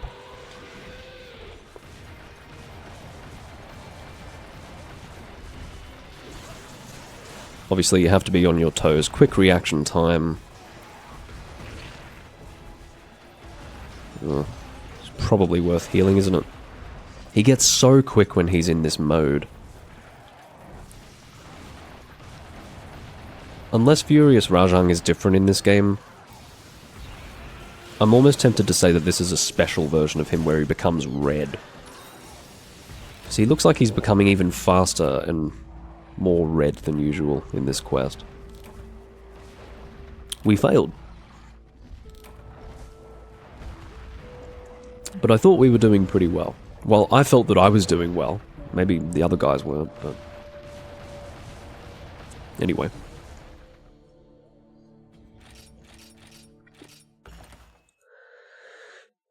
Hope you don't regret posting it, Mizuki. I regret wasting my time doing it, but hey, it's what was on the board.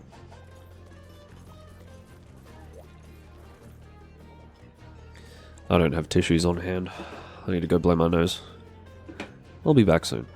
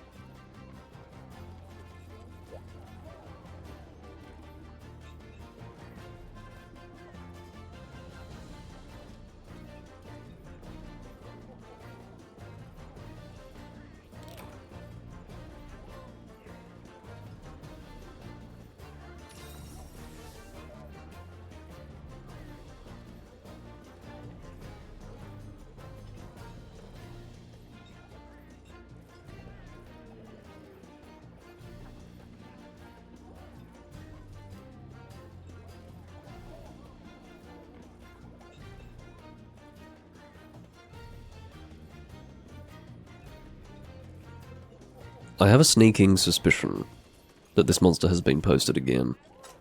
It has been. I'm not doing it again, sorry. I'm not that desperate to take on this challenge of fighting this Rajang. Like, event quests, when you complete them, they're not even marked as complete. So what the hell am I going to get out of it? Maybe there's a special ticket or something, I don't know. I don't care. Not right now. I'm not doing that again. Rekrutierung! Oh, that's where we were. Got a few people doing Hellblade. We've got 3 people doing Hellblade. Surely at least one of these... Like, these 2 rooms can surely... maybe not. This guy's doing only EX.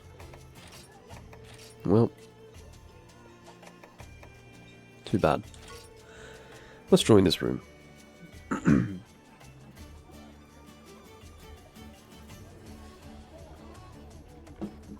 Yeah, it is an extremely strong Rajang. Doing a back hop, like when he goes really red like that, seems almost like a level 3 charge for him. Or is it a level 4? SSJ 4? Let me think. Yeah, it's SSJ 4, so...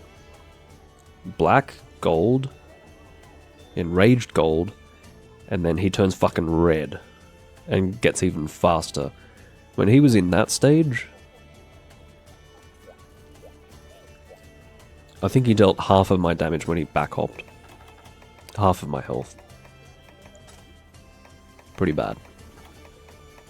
Just a back hop.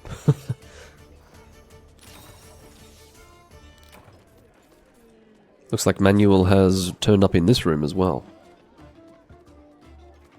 He wasn't feeling the temptation to do that quest again.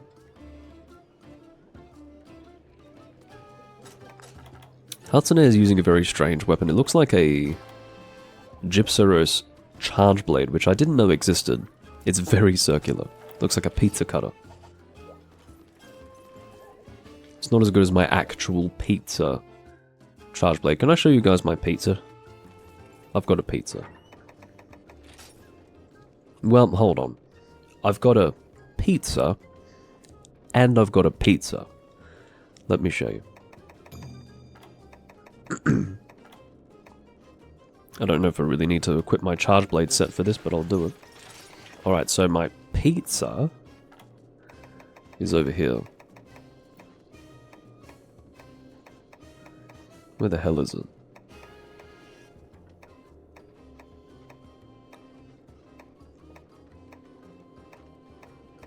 Where's my pizza? My pizza. I saw it in an old recording that I did. Did I already get rid of it? Maybe I got rid of it for some reason. It would be strange to do that. Yeah, maybe I got rid of it. Okay, so I'll show you my pizza instead. This is my pizza. Alright. Hatsune has put something on the board, and I can tell that I don't like it already because it's a capture quest. Rika left that... Oh. So that was the person who posted the capture quest. Alright. Or was it Hatsune? I can't fucking keep up. What is going on with this group? Oh no, Hatsune was the one who posted the quest, so... I guess that immediately... yeah, simply could not be accepted by player 1.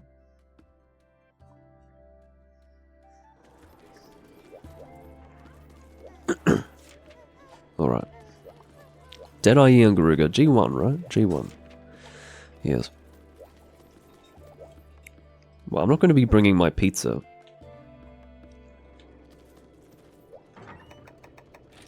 That would just be ridiculous. Garuga. Let's just do longsword. Blunt longsword, maybe? No, let's actually bring regular longsword because this has high grade earplugs. I definitely want high grade earplugs while fighting this monster. And then water damage, I guess. You know, the Stone Fist longsword ideally would be my water longsword in this game, but I'm not fighting enough Stone Fist to be able to make it.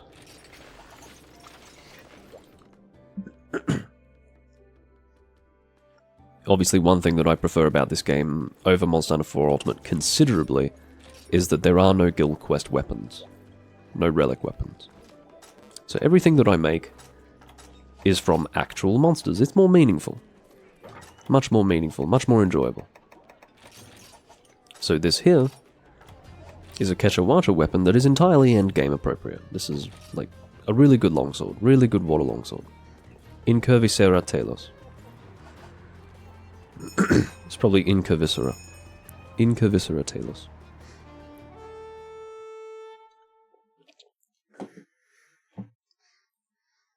Yeah, I think it's Wonderlord who said that Deadeye was his favourite monster. It must be you. Must be you. The chances of someone else saying that Deadeye is a cool monster. Phew.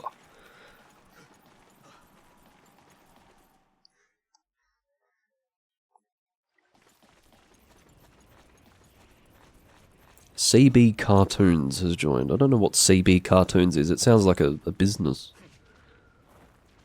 CB Cartoons. Oh well. Anyone can name themselves whatever they want. Well, that's probably not true. Whatever floats your boat. Looks like the monster's down here. You look like you were having some issues digesting or swallowing whatever you were eating. Oh, never mind. He would be down here. If... oh, no, maybe the monster's already moved. I'm so confused. I hate this location. I hate this location with a passion of 1,000 suns. I think whoever designed this map should be executed by firing squad. Not to sit on the fence or anything.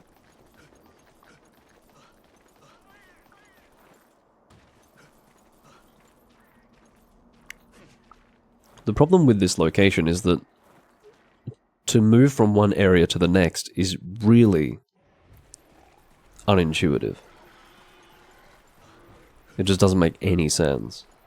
I can navigate it okay now because I've played on this map a lot, but when I was starting out, it was extremely confusing. Do-do-do-do. That was my attempt at paintballing the monster, which failed miserably.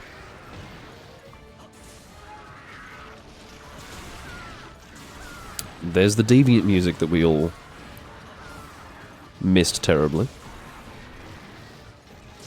I thought that was going to be a mount opportunity. It was not. I'm bouncing on the tail with purple sharpers.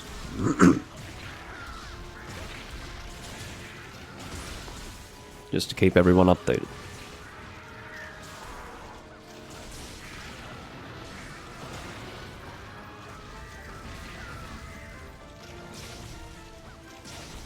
Sorry, I really don't like the deviant theme. I would be okay with it if it was just maybe one monster that had this theme, but it's not good. And the idea that I have to endure this for the majority of the deviant quests makes the deviant hunts even less attractive. Sorry, my throat's just having issues at the moment. I began my combo in that position so that I could resist the wind pressure. Ended up being a reasonably well-considered strategy. I'd like to actually get to the next level of my charge, please. Thank you. I suppose I don't really need to worry about that. I have unhinged spirit, but my typical procedure is to wait until I get to at least yellow charge level before I use unhinged spirit. The idea being that I don't use it to help me to get up the charge levels, I use it to fully exploit the additional damage of yellow or red. Ooh. Getting to the point where I should use it soon. Mate, that's really unhelpful. When you hear me use an Australianism like mate, you know I'm pissed, okay?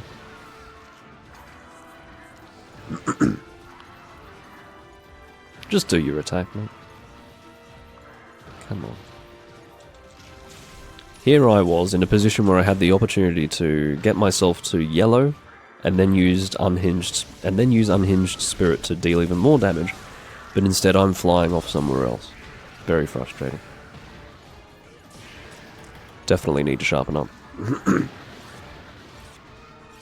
This set is almost entirely Savage Devil Joe. So yeah, color-wise, it should be fairly well coordinated, you'd hope so. Yeah, so with the exception of 2 armor pieces, it's full Issudians. Yeah. I think it's an okay set, but it's nothing like a fashion set. If I had intentionally made the set look this way, it wouldn't be good. I suppose that's what I would say. I will take the compliment, but... Alright, come on. I had no choice but to fall down in that position to begin, or rather enter the confrontation, so... Alright, let's just unhinged spirit. Never mind, I am instead mounting the monster. Very good.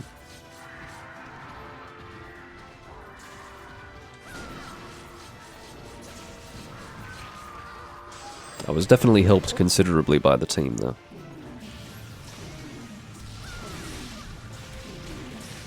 Let's get ourselves up to red. He sounds like an oversized pigeon when he's on the ground, doesn't he? He's making that pigeon noise from the throat. Oh my god. Ladies and gentlemen, let it be said beyond peradventure that I fucking hate capture quests. And this is why. I don't want to think about the health of the monster. And quite frankly, capture quests are so infrequent, or rather I depart on them so infrequently, that by the time I get to the end of the quest, I've forgotten that I'm even on a capture quest, so... Fucking hell.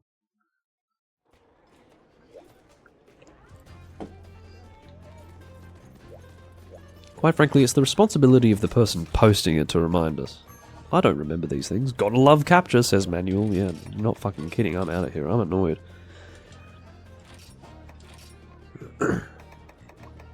Pammy. That's a good name.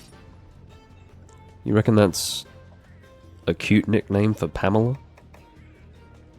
It's better than Pam, probably, but not much better. Slime. Round Robin. So just to be clear, round robin is the official translation of whatever they say in Japanese, but it's fairly well established that the community uses the word turns. Turns rooms go back to 3 Ultimate. They may go back to Try, but I don't remember anyone doing turns rooms in Try. The first time I encountered turns rooms was in 3 Ultimate, and that terminology has endured. Round robin should not be encouraged. But maybe there's a greater history to round robin than turns. Turns is not great. What I think is better about turns is that it's more understandable for people who don't speak English very well. So they could probably put turns into a translator and probably get a better understanding of what's going on than round robin. Like, what the fuck is round robin? Unfortunately, I'm really sorry to say, we've lost Georgetown. Georgetown is gone. Georgetown has fallen. But it remains in our hearts. Why would you name yourself Georgetown? I don't know. Maybe he's from Georgetown? We have to accept that there's a possibility that this person is from Georgetown and is so deeply... I don't even know what to say. So infatuated with their place of residence that they've named themselves. Manuel is following me at this point. Okay. It's just standard Rathian. I don't know why this HR999 guy is posting a standard Rathian instead of a hyper Rathian, but fine. We are in danger of having a very quick hunt. I'll bring a lance. Blunt lance? I don't think I have... No, I don't have elemental lances for blunt. Not yet. I need to make some. Alright, I'll bring a standard lance loadout then.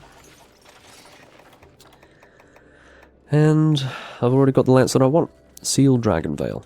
One of the coolest lance designs in the series, going back to, I think, 1st gen? I believe it's a 1st gen weapon design. It's not commonly used in 1st gen, but I believe that's where it originates.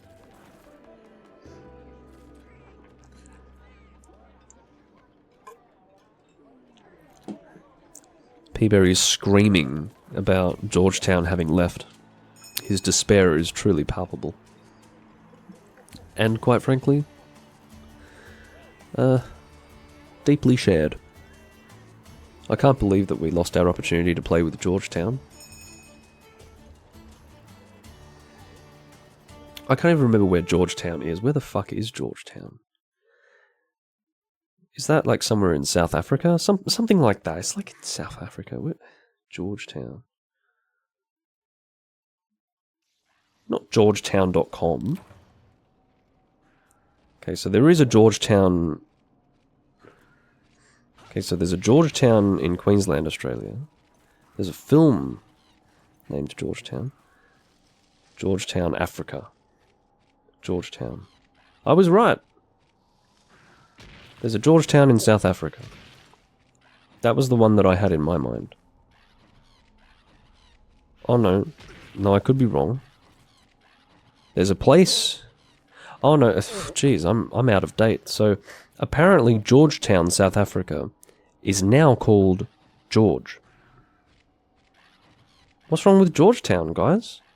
If you're going to keep the name George, call it Georgetown. Am I overthinking this? I'm sure there's some political reason for why they've renamed it to George instead of Georgetown. Maybe they wanted to... Maybe whoever named it Georgetown are people they don't want to associate with anymore, but they don't want to completely rename the location, so... They've gone with George, but in my opinion, if you're going to keep the name George, just call it Georgetown, don't be precious about it. Anyway.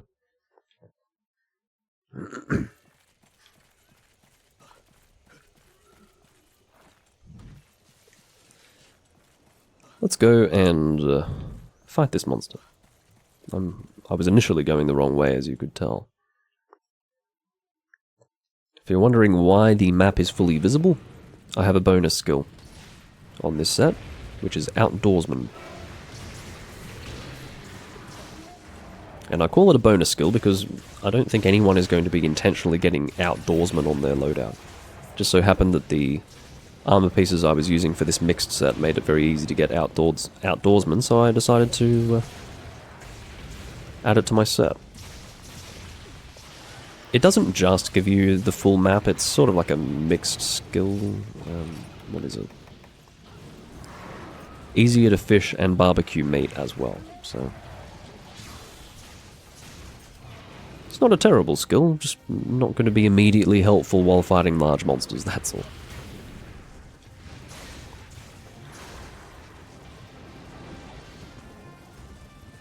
So remember, this is just a standard Rathian, so really, this team is going to beat on her. Mercilessly.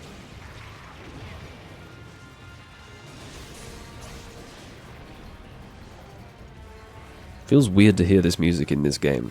I don't know why, it just feels weird. I still associate this music with Congalala, believe it or not.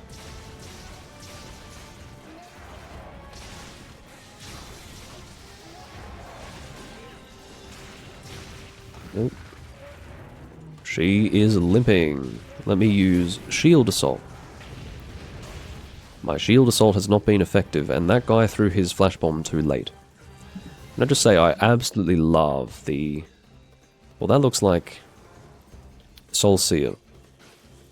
That is the Soul Seer Greatsword, but I absolutely love the design of the Mizutsune Greatsword.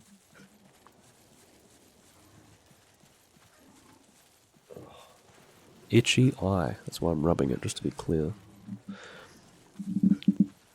What is Manuel's chest piece? I'll have to snoop on him after the hunt. I've got a Rathian to slay. Give me a second. There you go, you can check out this greatsword. How cool is that? Might be a sort of traditional Japanese blade. That is the theme of the Mizutsune stuff. Oh, well, here I was trying to contribute. Alright, Manuel. What's he got? That is actually Elder Frost.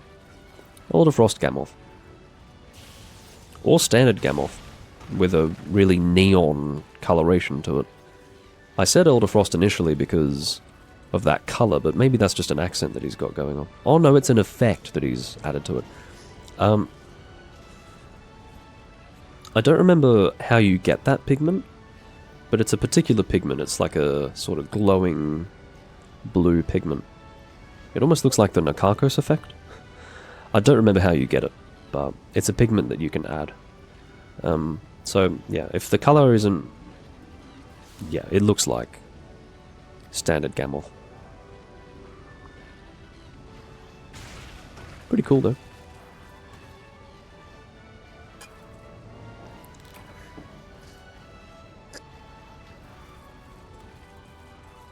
I'll do one more hunt, because I've got some beer left. Can we all appreciate how cool my lance is as well? Hey guys, look at me. Don't look at them, look at me. Don't worry about that Soulseer greatsword and that Gamoth chest piece. Look at my lance. Well, you can tell that I was helping. Oh, this looks quite brutal, doesn't it? With those sleeping bubbles coming off the Rathian's head, that looks really quite brutal, doesn't it? She almost looks quite cute, sleeping like that. And here we are about to completely annihilate her. Oh well.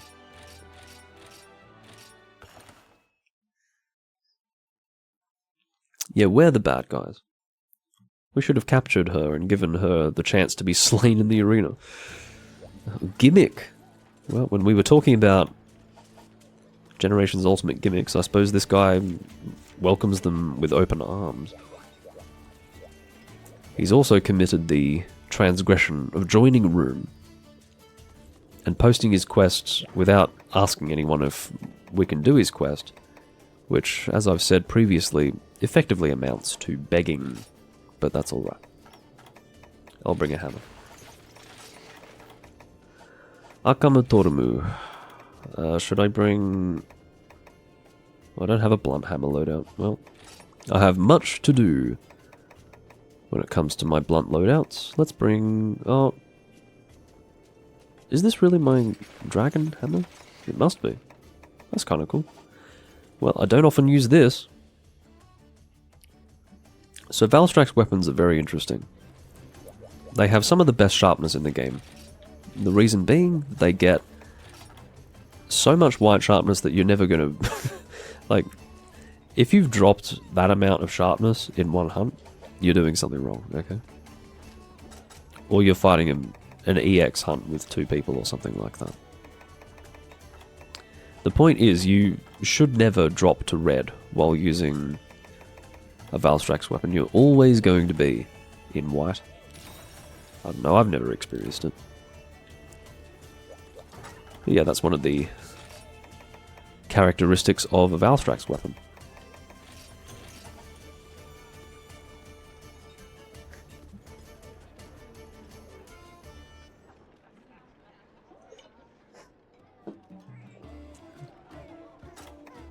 It's so funny that the rumour of beheading Rathalos and Rathian actually was able to propagate. Just goes to show how foreign Monster Hunter 1 was to everyone. But yeah, I played the Japanese version of Monster Hunter 1. I can assure you there is no beheading of monsters that goes on. But it does look as if... Because when you break the head of a Rathalos, you get that big kink in the neck. It looks like he's about to be beheaded. But, no. Yes, you can cut the Velocipraise in half. This is true. This is definitely true. I don't know what precisely causes you to do it, or what conditions must be met in order to do it, but basically, very occasionally when you slay one of the prey monsters, they'll actually get severed in half and then fade out. It's quite shocking when it happens, but yes, that is a first-gen thing. I believe unique to the PS2 games. So Monster Hunter 1 and Monster Hunter G. It doesn't happen in Monster Hunter Freedom 1.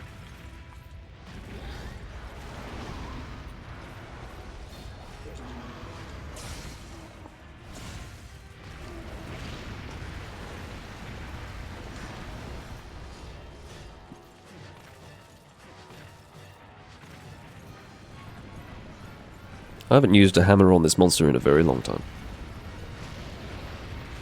I should use the hammer more often. To be honest, I just don't even think to do it. You're always welcome to remind me to use a hammer, everyone. If you want to see more of it, encourage me to use it. It's not that I'm avoiding it, it's just that it's not even on the agenda. It's not in my mind.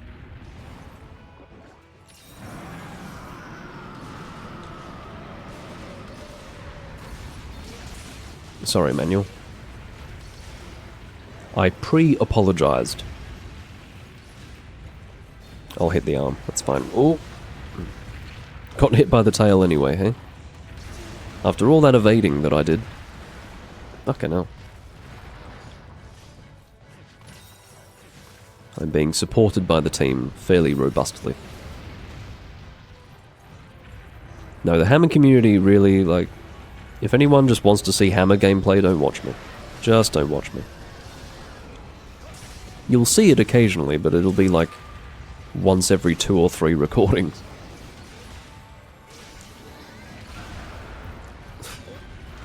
Oh my god. Alright, just... get the hell out of there, is the strategy when it comes to that attack.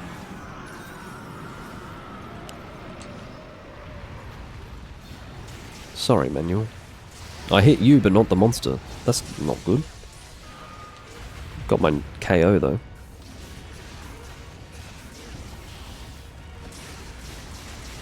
Oh, I'm trying to get out of your way. I'm really trying to not be standing where you are, and I still got hit anyway. It's the curse of using a hammer. It's so easy to get flinched.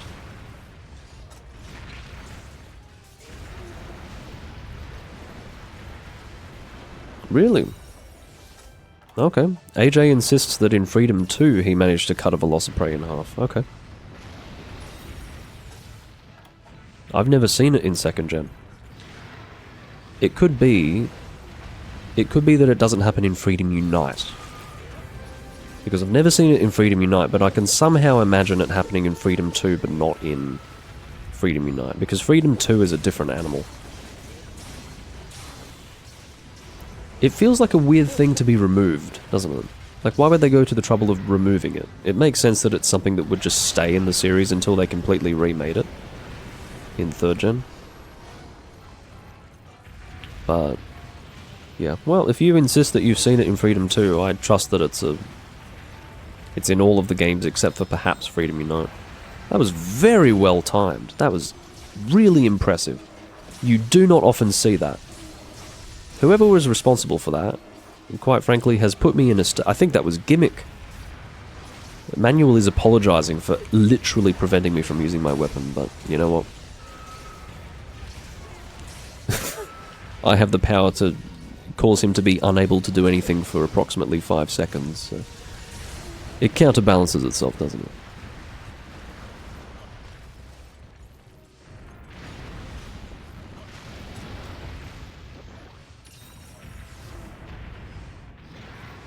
Apparently it was Manuel who threw the sonic bomb. It was just fucking beautifully timed. Very small window in which to get that timing. And he nailed it.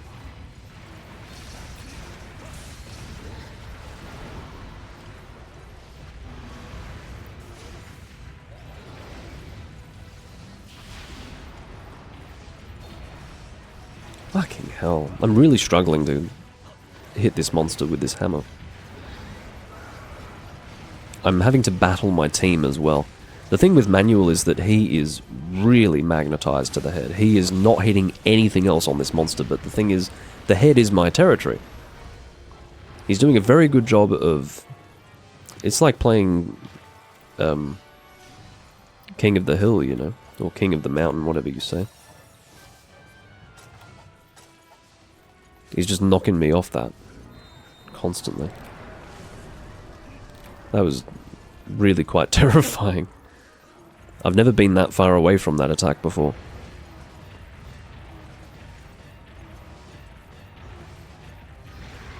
That's actually hilarious. Gimmick was carving the tail when that happened.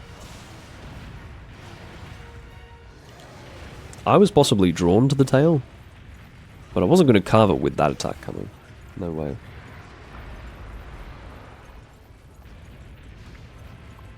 But yeah, I was very close to getting hit by that, because if my dive had been any shorter than that,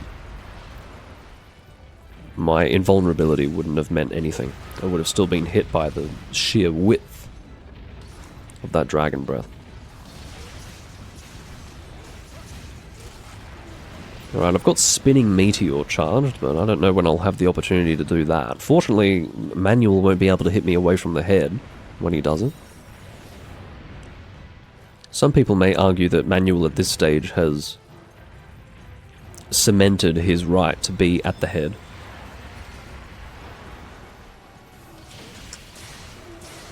But that's only because I've barely been able to do anything. He's been extremely effective in flinching me out of anything that I want to do. Got another KO there.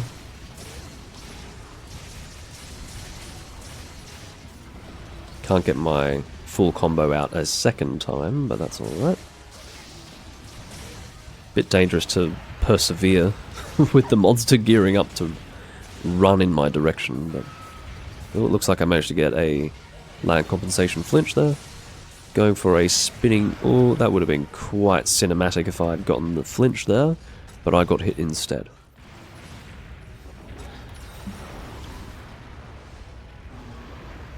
Having to deal with defense down. One of the most frustrating things about this monster, actually. Oh.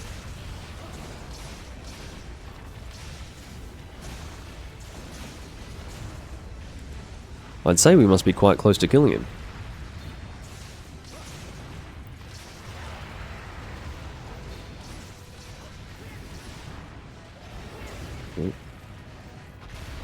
We have severed the tail, which makes it much easier to deal with that. I'll do another spinning golf swing. Oh! No need. No need. Nicely done. Good way to finish off the live stream.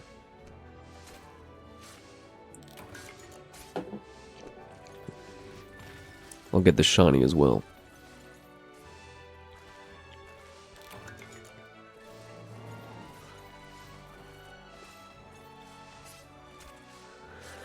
I'll probably do Dragon Quest Swords today as well. Many of you won't be awake for it. It's going to be in another hour or so. Just need to have some food, get another drink, and then I'll be good to go.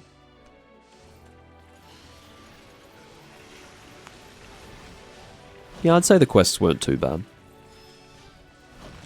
Manuel, however, doing an excellent job with his sonic bombing. A credit to the team, and quite frankly a role model, in the sense that I probably should be bringing sonic bombs and doing that as well. But I don't bring sonic bombs for anything. So, it shouldn't come as a surprise that I don't take advantage of that. That is my 17th Conquest Sphere. I've got a few of those, obviously.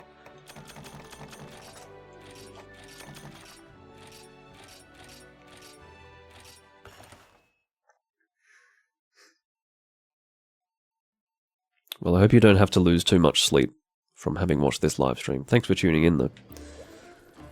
Alright, that is very much it. Oh, I had an adamant seed the entire time. Ridiculous. Alright, that's it for this live stream. Hope you enjoyed watching some Generations Ultimate. It's actually nice to sit down and play it. I don't play it very often at all these days.